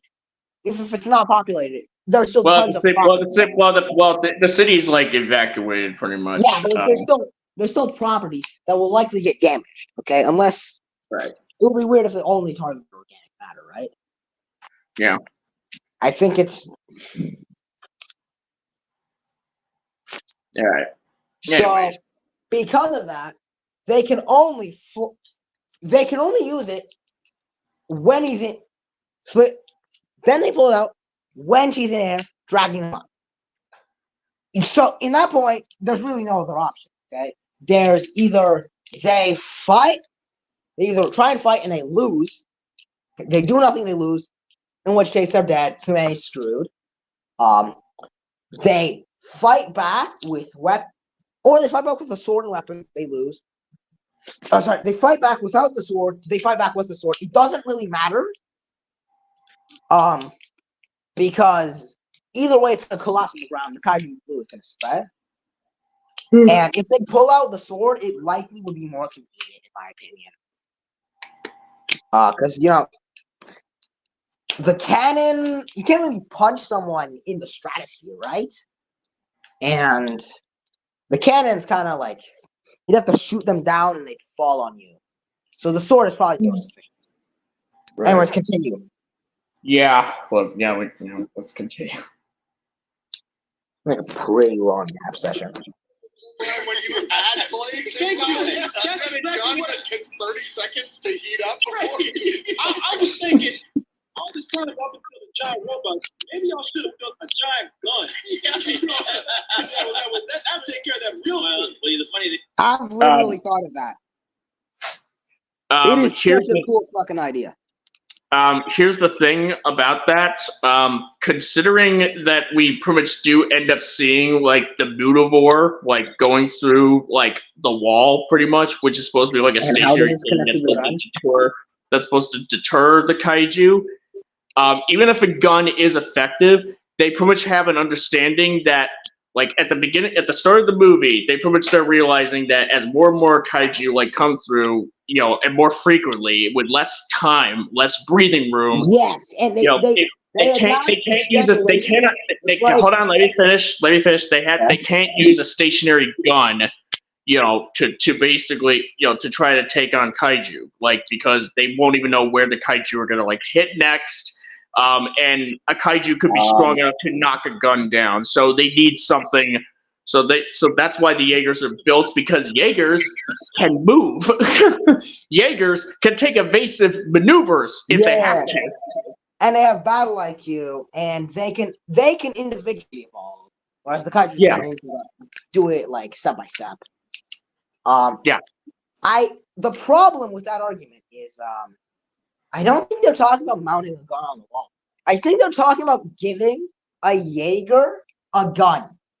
No, they're just no. They're saying in place of the Jaegers, a giant gun. Instead of Jaegers building a gun. I guess I heard it wrong.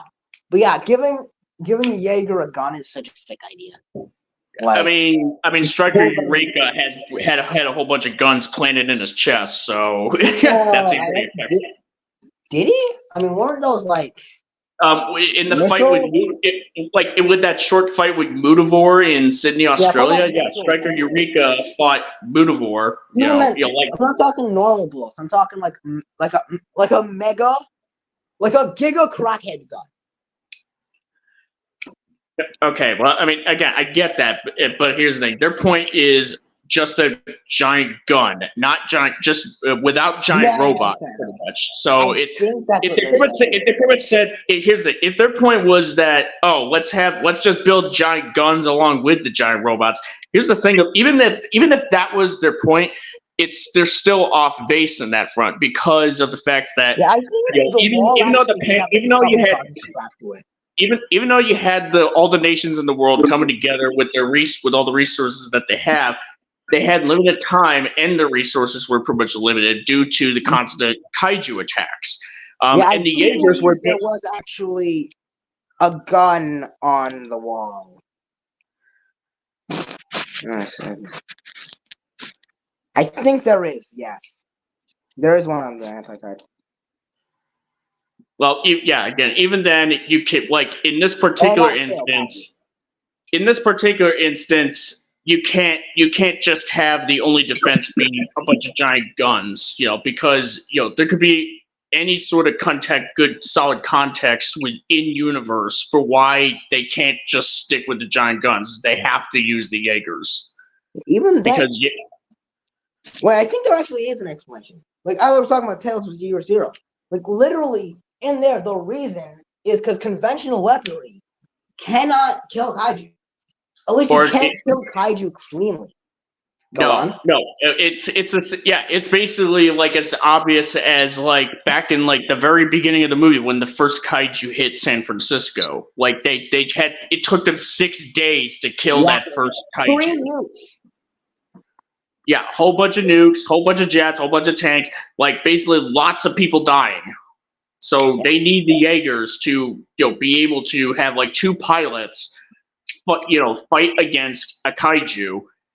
And do it like in a way that's like, to try to reduce as much collateral damage as possible and casualties, while also, doing it in the most efficient way possible to kill the kaiju.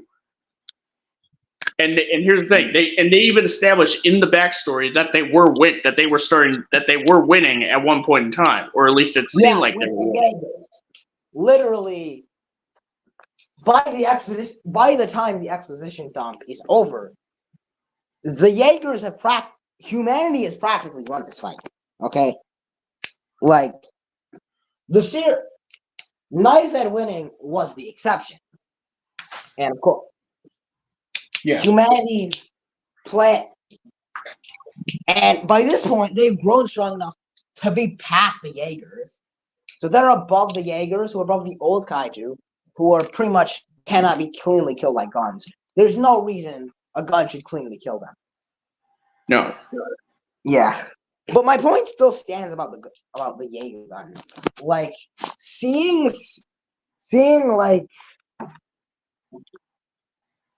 one with a blicky, like a kaiju-sized blicky is like incredible.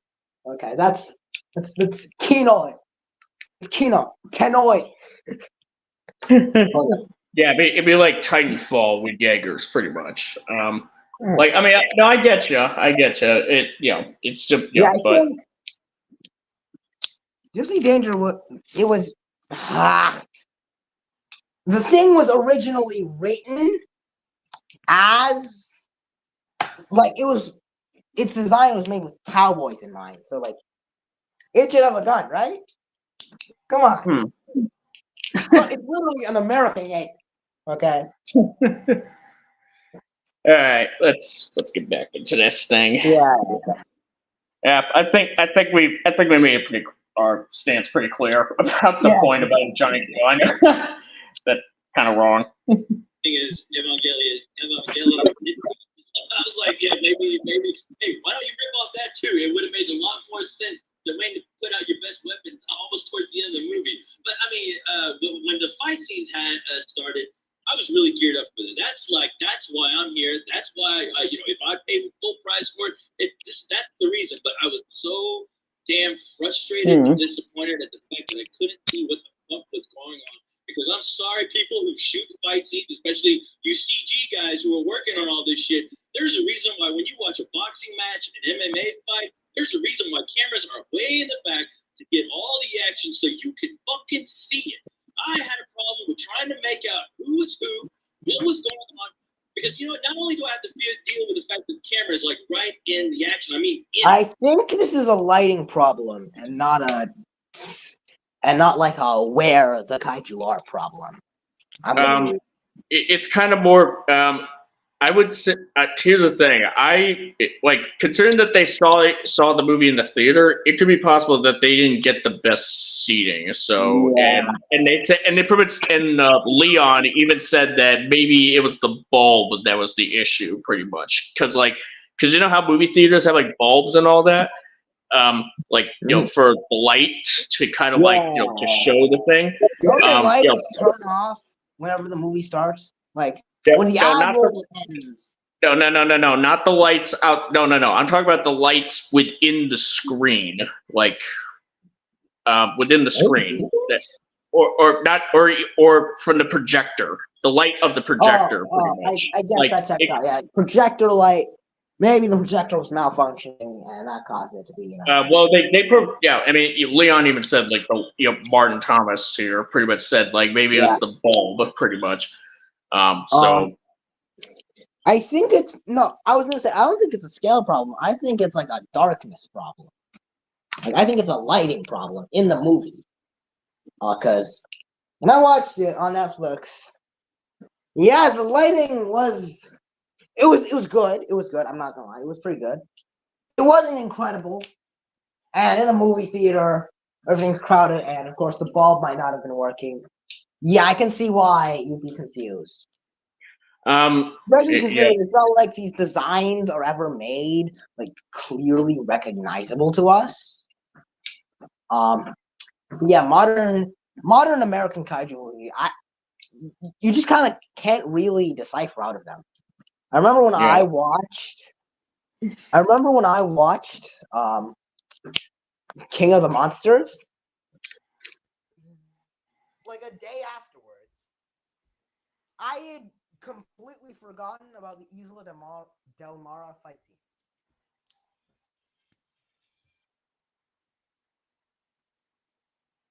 Hello? What just happened?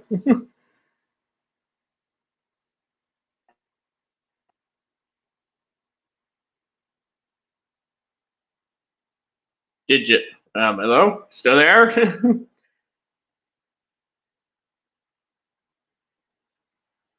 Okay, Isla de Mara. Oh.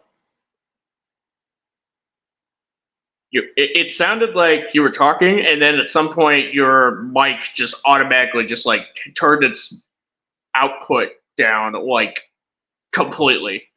Like gradually. It almost sounded like is it okay, Leah, if I could continue the video? Just put that in the comments. Yes. You can put down the. Can you put down the chat or the comments if you can still hear me and if it's okay for me to continue with the video? Because yeah, I'm kind of hearing what. Yeah, I mean, I pretty much kind of got what you're pretty much. About King of the Monsters. I have a feeling that co-host, if you can still hear me, I have a feeling that co-host would not like King of the Monsters for a lot of the same reasons. If the path that him going on regarding Pacific Rim's action scenes are as they stand in this video. Anyways, let's hear him play out. Raining. The ocean water is. You know, not only do I have to deal with the fact that the camera is like right in the action, I mean in it, but it's raining. The ocean water is like plunging towards the screen. It's funny. I can't see a goddamn thing. It's raining in the dark while they fight in the ocean. In the fucking dark. Is it just coincidence that the kaiju attack every time there's a thunderstorm and it's nighttime? Right. Every time. Well, I mean, the kaiju, they're shy. They don't like to be lit the wrong way. Well, they're lit everywhere all over their bodies. They got glowy crap all over their bodies. You know what? I agree with you. I agree and disagree. I mean, well, I don't even know if I disagree because I think I see what you're saying. Because I think early on, I thought the fights were pretty amazing. I did, man. You gotta admit, when they were punching the hell out those monsters, man, those punches hit hard, and you did see the impact because I had Cyrus's D chair fucking reminding me of how hard they're punching. But there were certainly moments where you were like, "Come on, man! Fucking like, what are you doing? You're way too close. We couldn't tell what just happened there at all. We should have." Immediately would show you something you could tell what was happening. But I thought amazing. So I thought, and there's so much of it. You're like, okay, you're at about 75% awesome for these fights, and that's a big awesome. I would say about like 90%. There may be like some stuff here and there, but I would definitely say the Hong Kong sequence is pretty much the highlight. Not just in terms of the fact of like, oh, it's like a huge action centerpiece of the whole thing. But it is pretty much the best action set piece and the best like set of the like set a whole sequence in general, pretty much. So that whole chunk of movie, let's just say, in terms of the action. Because I will admit, I would say like that the final battle that's like right around the breach underwater, not quite as great. I will admit, um, not bad, but pretty good. Oh, and he's gone. All right, so we're just gonna continue on here. So Yeah, I think most of the fights work. It's when they got progressively busier because you had more Jaegers coming out and fighting more monsters, and that's where it all kind of became a jumble. And then let them go underwater. If they go underwater, you ain't gonna see shit. It's good. hello. Yeah, I had to like Okay. remove it to finally get the mic working back again. Yeah. Yeah, the final battle was honestly held back by the fact that it was held back by one. It does not act or sound at all like they're underwater. You barely get any of that aside from when there's the nuke and the water kind of collapses in on them. That was the only time. Even though they weren't underwater, they were in air pocket. So Yeah. but it is honestly like as an action set piece, I honestly prefer it much more. Now I think about it, it's just objectively better actually. I'm sorry, but the truth has to be stated. What? What? So What's the thing, it's just honestly as an action set piece, better. Okay, the Hong Kong fight was kind of a. Now I think it just wasn't that good. Because the thing is, you build up the characters of Crimson Typhoon and Cherno Alpha, and you completely just destroy them in one fight sequence. I mean, here's the thing about that. It's to kind of like raise the tension pretty much a bit. Yes, but I mean, come on. I get that the EMP should.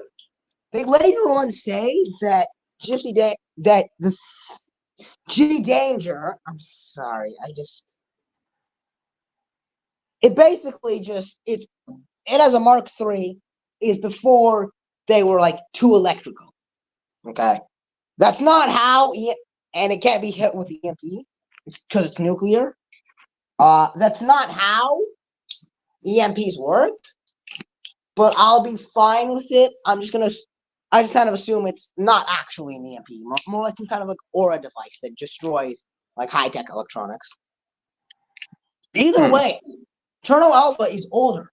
It should also be immune to EMP, and yet it got killed by the very same EMP. Did it though? I'm trying. I don't think an EMP kind of like happened. Yeah, it got pretty much like Yeah, I believe it got screwed up, and then Otachi's like Venom got kind of hitting it.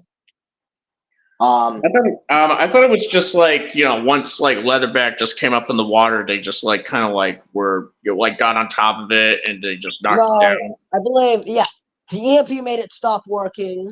Otachi kind of spit acid into it, which basically made them susceptible to drowning, and then Leatherback carried them down and they drowned. The pilots drowned. Right. Thing about that. The only interpretation that makes any sense is that Raleigh was just completely bullshitting when he said it can be hit by the EMP. It could have been hit by the EMP, and he just kind of disarmed it beforehand. He ripped. Yeah, him and Mako, the Gypsy Danger rips out like the thing on Leatherback that shoots out the EMPs pretty much early in the fight. Yeah. Yeah, before they get flung into the docks, pretty much.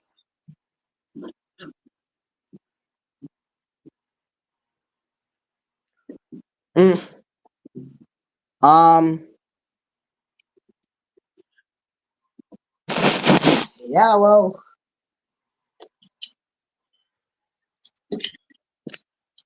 honestly, I don't even. Just as a sequence in general, though, I would say like the fact that they do nothing is already like a huge ruin. Like maybe have Crimson Typhoon get destroyed. Like the first segment of it is, let's say, this is my idea for it basically. Crit. So we start off. We have Striker Eureka and Crimson Typhoon against Leatherback and Otachi, with Cherno Alpha joining in occasionally. They're winning. Then he pulls out the EMP, dismantles the Mark 4 and 5s with his energy. Then basically just after that happens, they just kind of like vomit out. Itachi basically just vomits out poison on him. Yeah. Anyways, Eureka lives. Crimson Typhoon dies. Then we have Cherno Alpha, which is the oldest currently remaining Jaeger. So it goes. It throws the hands on him, and it's like an absolutely brutal fight scene. And let's say that they're tag teaming him, and he pretty much just he does go down, basically, but that's only after completely goring Leatherback. Yeah. And then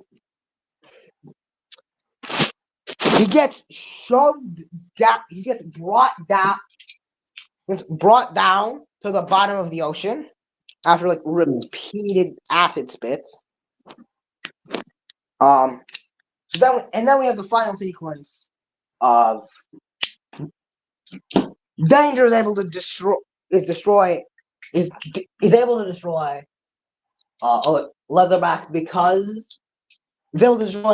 because he's already weakened from his fight, and then he beats Otachi. That fight goes normally because it's pretty much perfect. But yeah, that's it.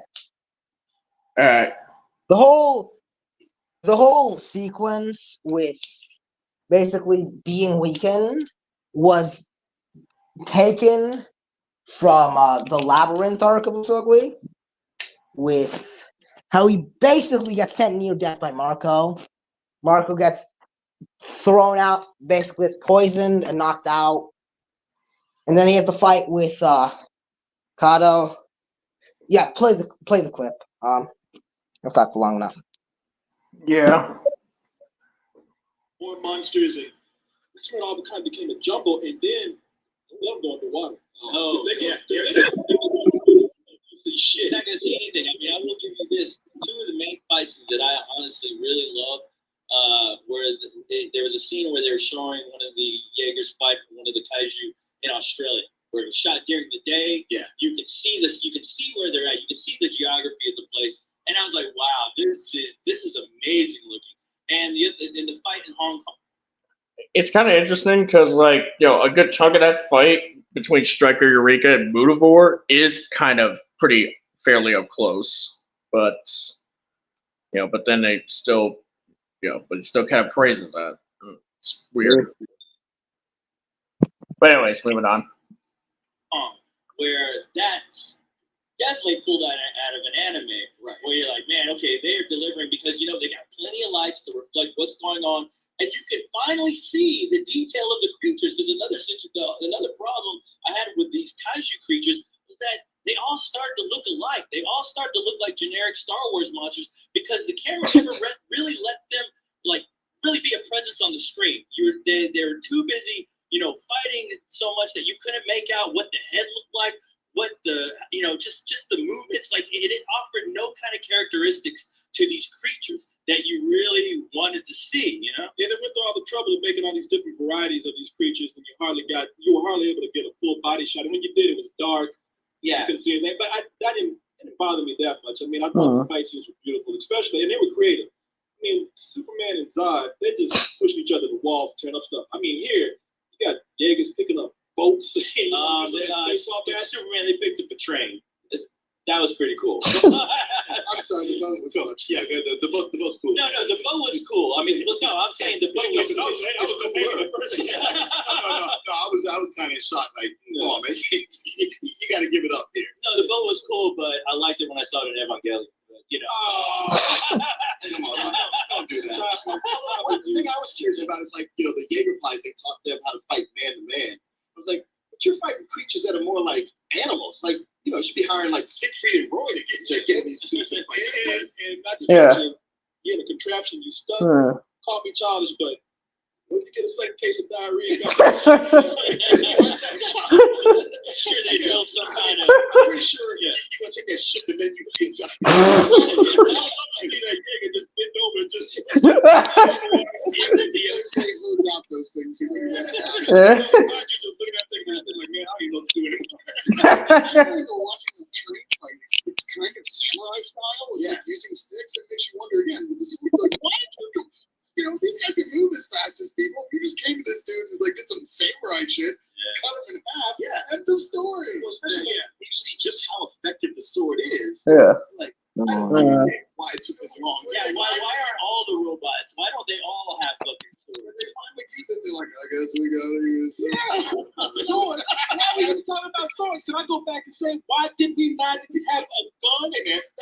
Do we have to go back to that point about using giant guns as opposed to Jaegers? Do we have to? Oh God. I'd rather not. 'Cause I think we made sure that point was dead in the water. Yeah, I mean, honestly, there really aren't any more points that could be made. Yeah, I mean, one I can say like perhaps like the training, sort of like fighting with like using like the staffs and all that, like them doing like the training and all that, is kind of more like for coordination and just to, among other things. I But actually don't know why they do that. I think that might be like. I think that's just either that's like a ceremonial thing, because like it's been around for 10 years and society's changed. I can imagine kind of like, there being like a very cultural aspect of the. That's probably stretching it. I think it's just more I coordination think, for honestly, that's combat. just to have like. I think that's just like a test of the participant's character, actually. Right. Yeah, that's their capabilities to drift with one another, pretty much, because Raleigh and Marco. Because basically the fight sequence is kind of like a conversation without words. So like you can get to see when they're fighting. You can see what kind of person is this. Am I compatible? Exactly. Like the challenge it's not just a compatible contest with this person, and you can basically like, and that can lead to the decision of whether or not you want to elect that individual. Right. Yeah. It's kind of more just to kind of see like who to get like sizing up of like who it's not a competition or anything or even like it's more. It's pretty much to be combat oriented. It's just an interview, basically. Like pretty much. Yeah, exactly. It's just like, am I compatible to drift with you? Yes or no? Yes. That makes sense. It's more of what kind of person are you, and they can see. Well, this kind of person is definitely not me. I don't think you're not even like comparable. I don't think this will work out too good, and then they just say no. Yeah, but alas, it's also a test of like how powerful, like just how good in combat are you generally? Because pretty much. The pilots have to make the moves for the Jaegers. Yeah, if you're not good in combat with another human, Yes. then how can you even hope to stand up to a kaiju? Pretty much, when you have to work together with another person. Pilots was literally the most important stat in the entire movie. Right. So Yeah. I mean, here's the thing. I still like these Spill guys, but let's be real here. It's kind of weird that they sort of missed some of that. It would have been nice. If they got it, but from jump. But yeah, well. Anyways, what can we do? Did have a gun. Like a minute to beat up. Exactly. Blowing and- We are a gun-loving country. Why don't we give them like 2 large revolvers of 9mm? Well, that's been my argument with giant mech suits from the beginning. they It's said like, a 9mm. I definitely think that can only be like Hilarious revolver. I think that's definitely referring to the Jaegers, honestly, just having big guns. No, like one of them said the point about like a gun just instead of Jaegers. Yeah, I think that was and the other just sort of said like, why not just give Jaegers like giant guns, pretty much, as opposed to like swords and stuff. I think that definitely could work. I'm just gonna reiterate that. Well, again, like considering like the state of the world around that point in time, like during the first movie, even within like a sword. I mean, honestly, functionally, it's not even a sword. It's just a slinky with a pointed tip at the end, isn't it? I mean, yeah. Well, it has to like straighten up out in order to. Yeah, you're right. And not to mention there are guns. They're just not like Western style guns or anything like that. Because Striker Eureka has like Striker Eureka's got the monster size. Yeah. Striker Eureka's got the chest mounted cannons, and Gypsy Danger has the plasma gun, has the plasma cannon. Yeah, that's the closest thing we get. Yeah. Honestly, I think that's better because it just kind of. Because it's more practical than to have to design a gun of your own, which probably has a recoil of its own. Yeah, well, I mean, you have to carry it around. Is it carried with a giant robot? How does that work? So I guess technically the plasma caster is. Yeah, I'm not even. Yeah. Well, the plasma caster, like as far as like the energy blaster thing for Gypsy Danger, it has to like the arm has to transform into the plasma caster. So,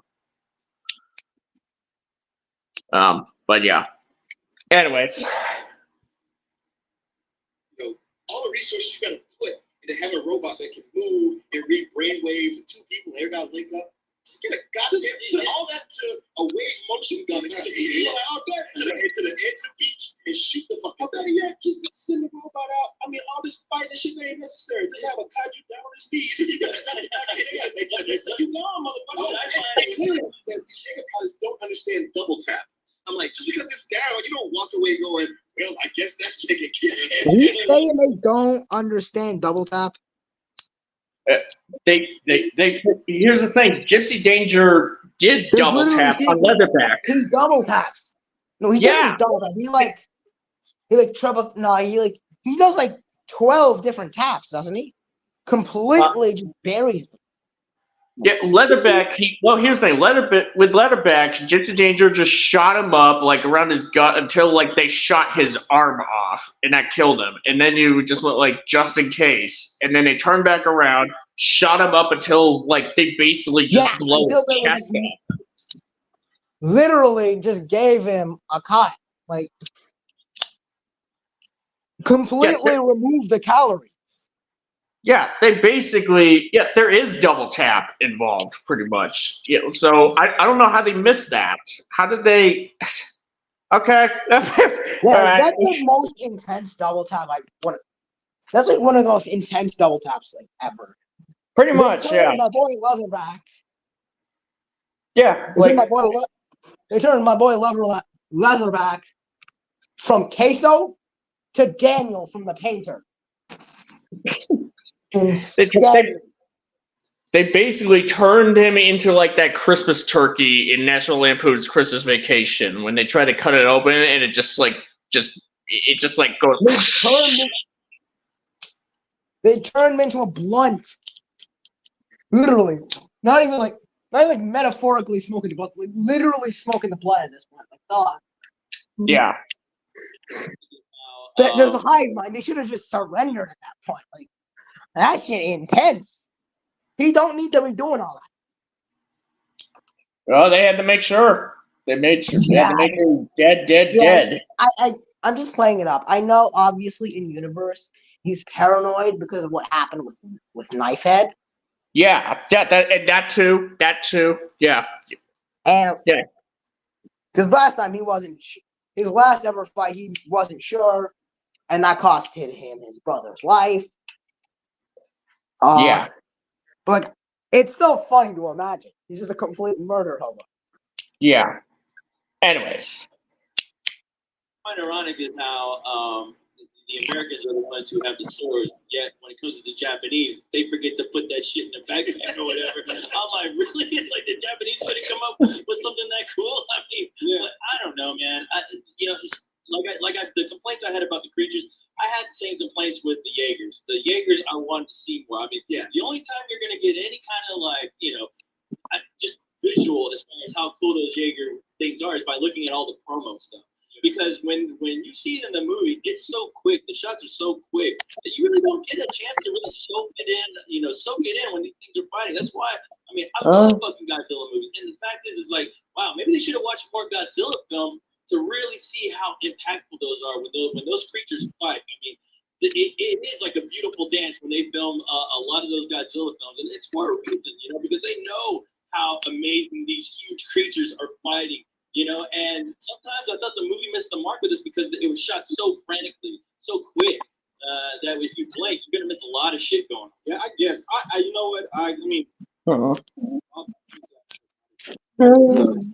God of Kaiju. Metal. What?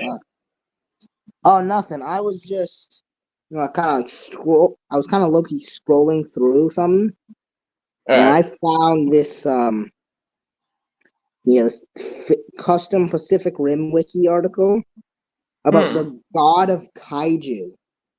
Huh. Okay? This is from the old search about the Tremurti.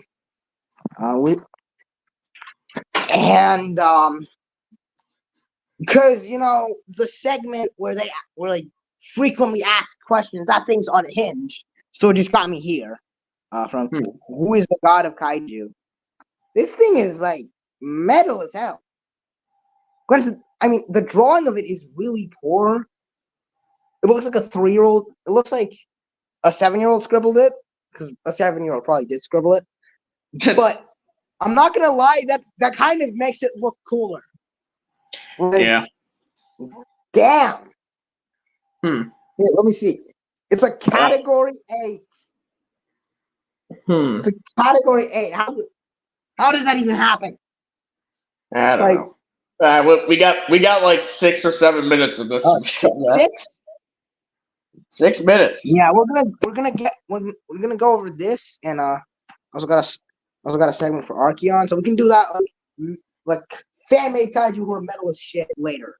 Yeah, it would probably have to wait. We'd probably have to wait for another stream. Yeah, it's gonna have to be another time.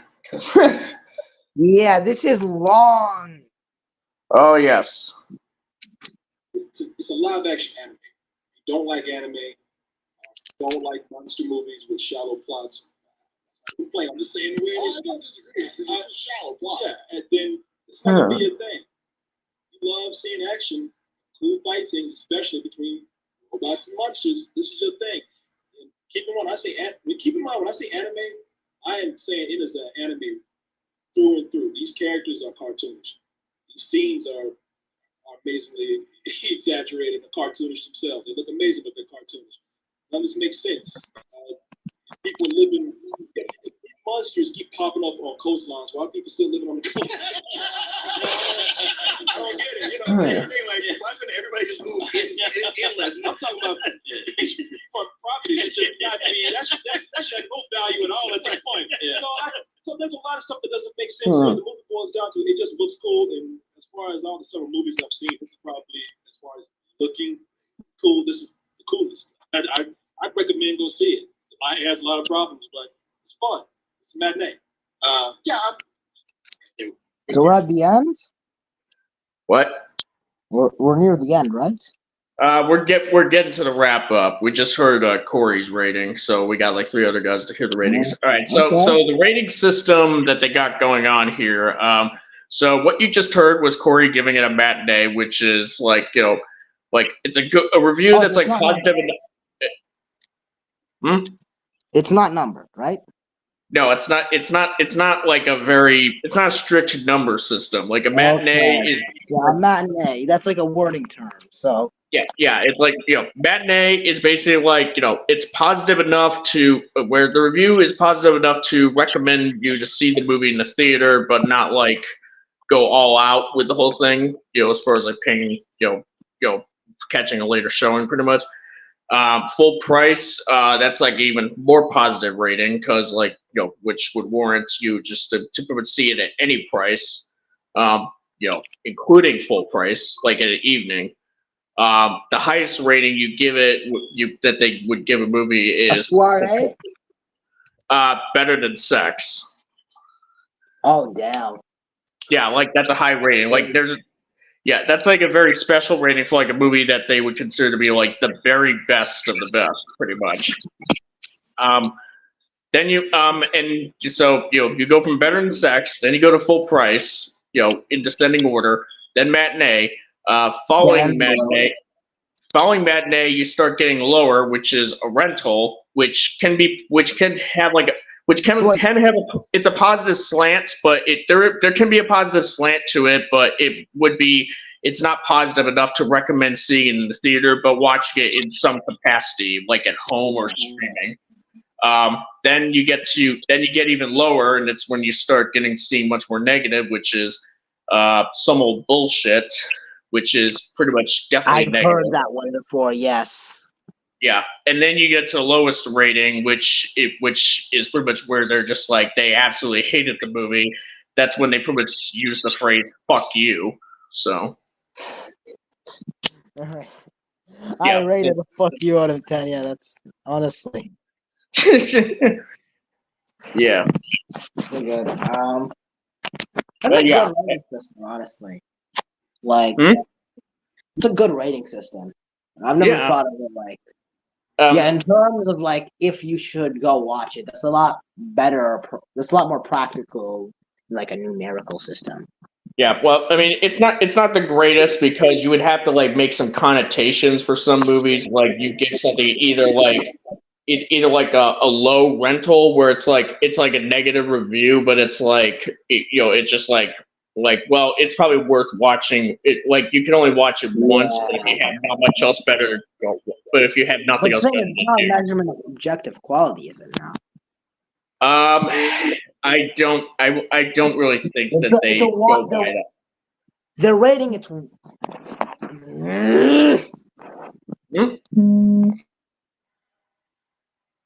Hello? Okay, if you can hear me, so it's not. I would definitely not say that the rating system is objective. So, yeah, they don't really go by objectivity with this, with their ratings or reviews in general.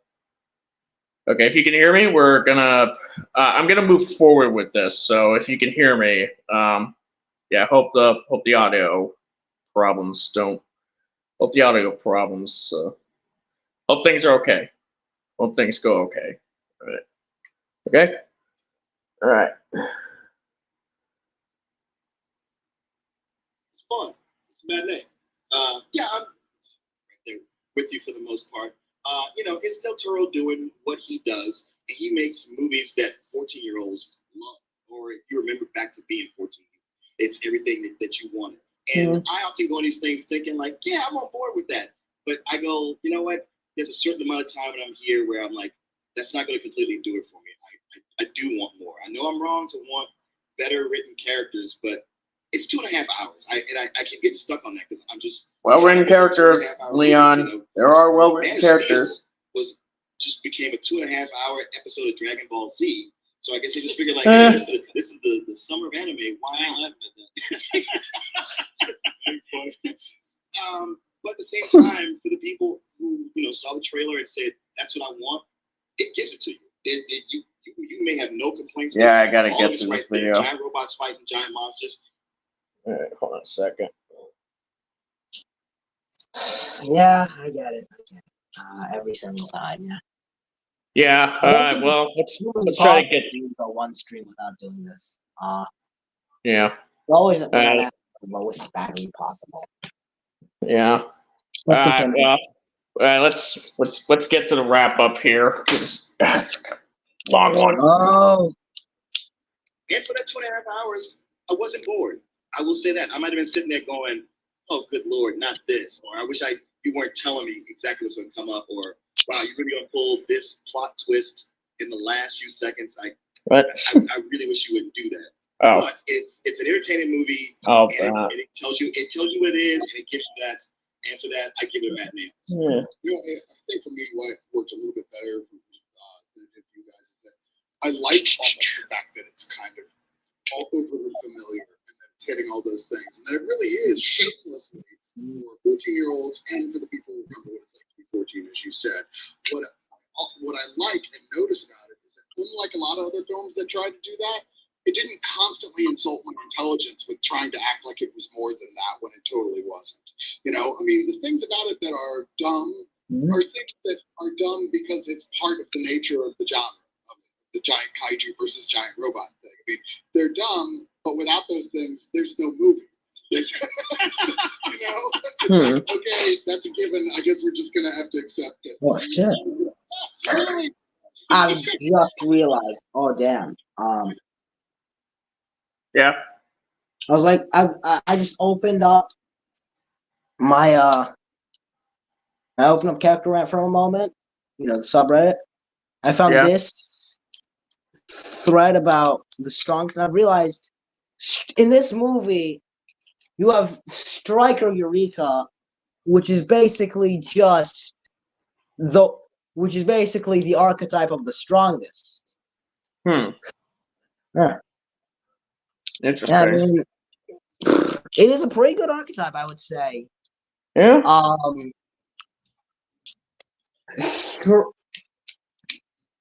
Striker Eureka feels absolutely goated, honestly.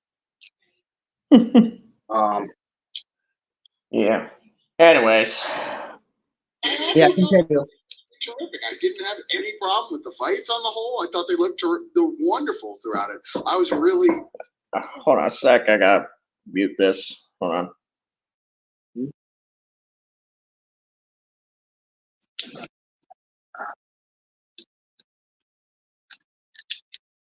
It is.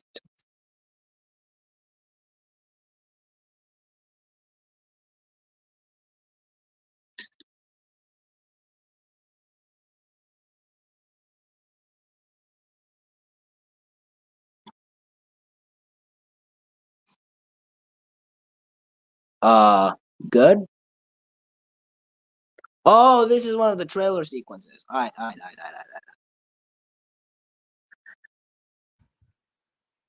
No, this is not one of the trailer sequences. Oh. I've literally just been called up for something. Yeah, just bear with me. All right, cool. I'll just wait because I actually need to go take shit. All right, just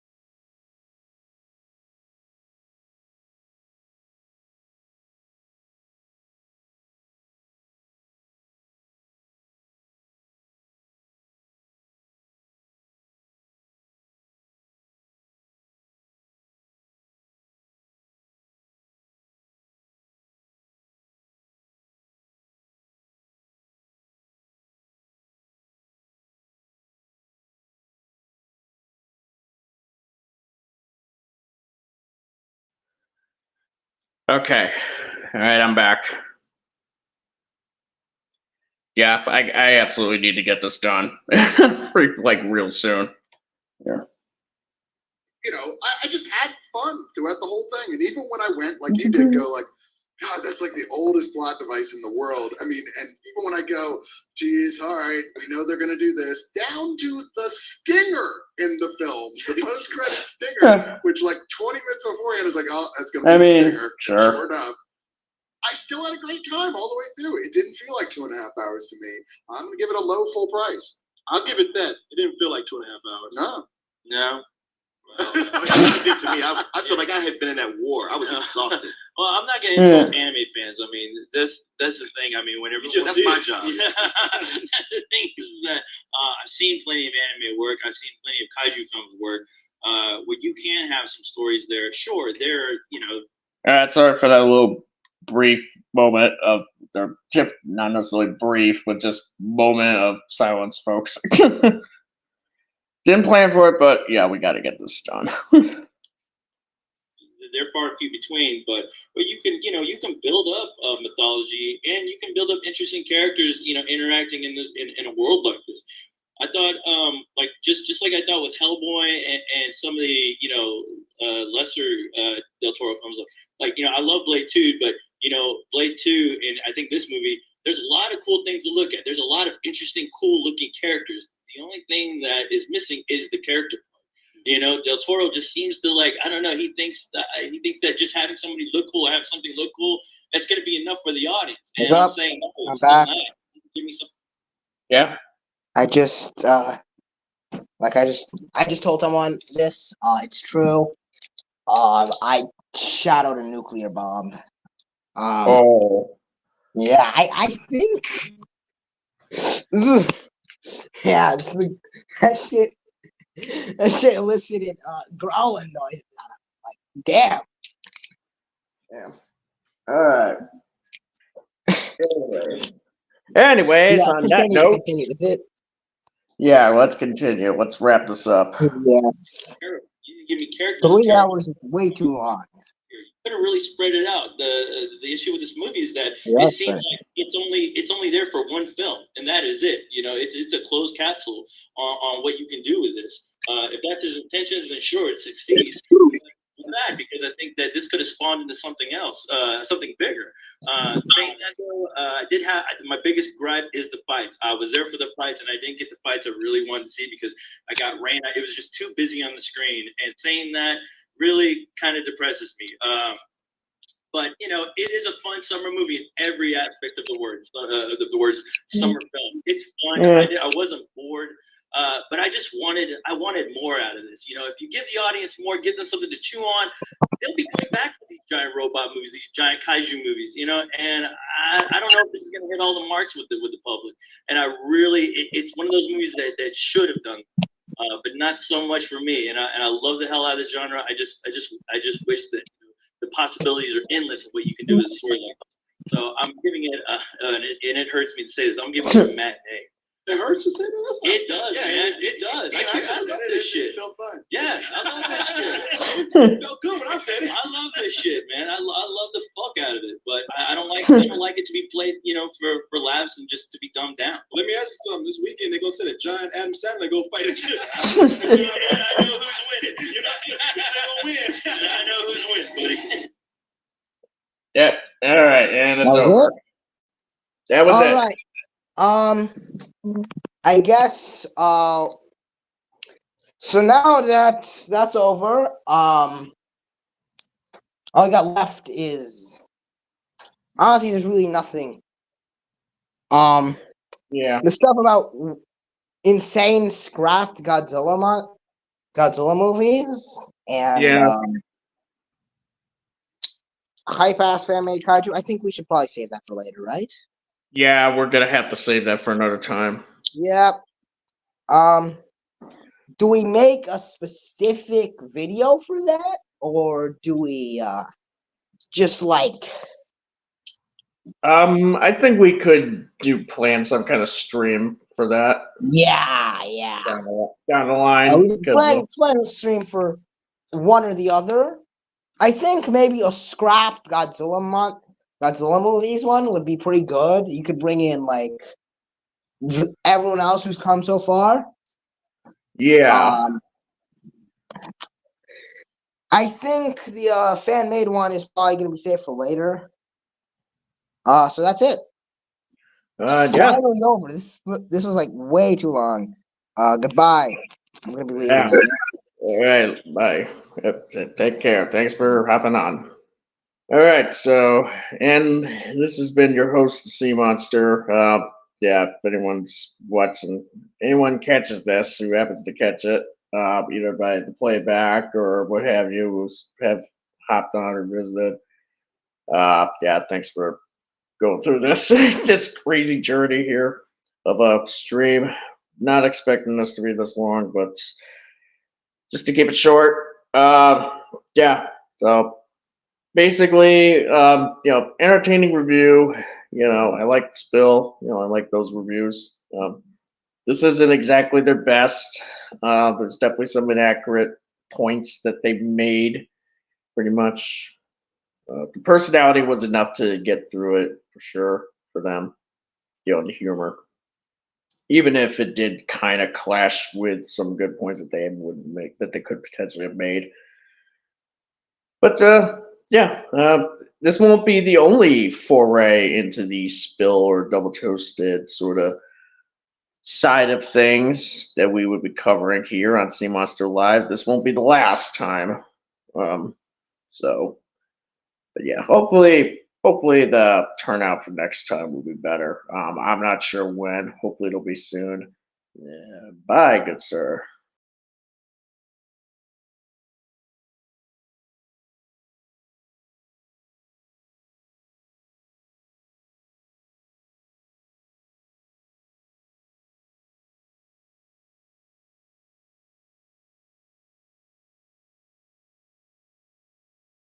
Oh, just not sure what happened there. I actually left the stream for a second. But yeah, so that's pretty much. Oh my god. You're still here? I thought you left. Yeah, I accidentally left for a second. So Oh, damn. yeah, we're just going to the wrap up here. So yeah. Anyways, Yeah, bye. so, I bye. want to see what it was like without you. Goodbye. Bye. Don't know why I say goodbye. I say hello. Anyways, I don't know when I'll stream next, but oh god, yeah, this stream's gone for too long. I don't mind a long one, but I wasn't expecting it to be so long. Anyways, I guess the next like Double Toasted or Spill thing I'll cover will be on Double Toasted's review on Godzilla King of the Monsters 2019. Hopefully there'll be a better turnout for that one. I'm pretty sure there will be. But yeah, that's all I gotta say about this one. Zero Rim's good. Recommend it. And yeah, hope you all stay tuned for what's to come from me in the future. Anyways, Sea Monster out. Bye.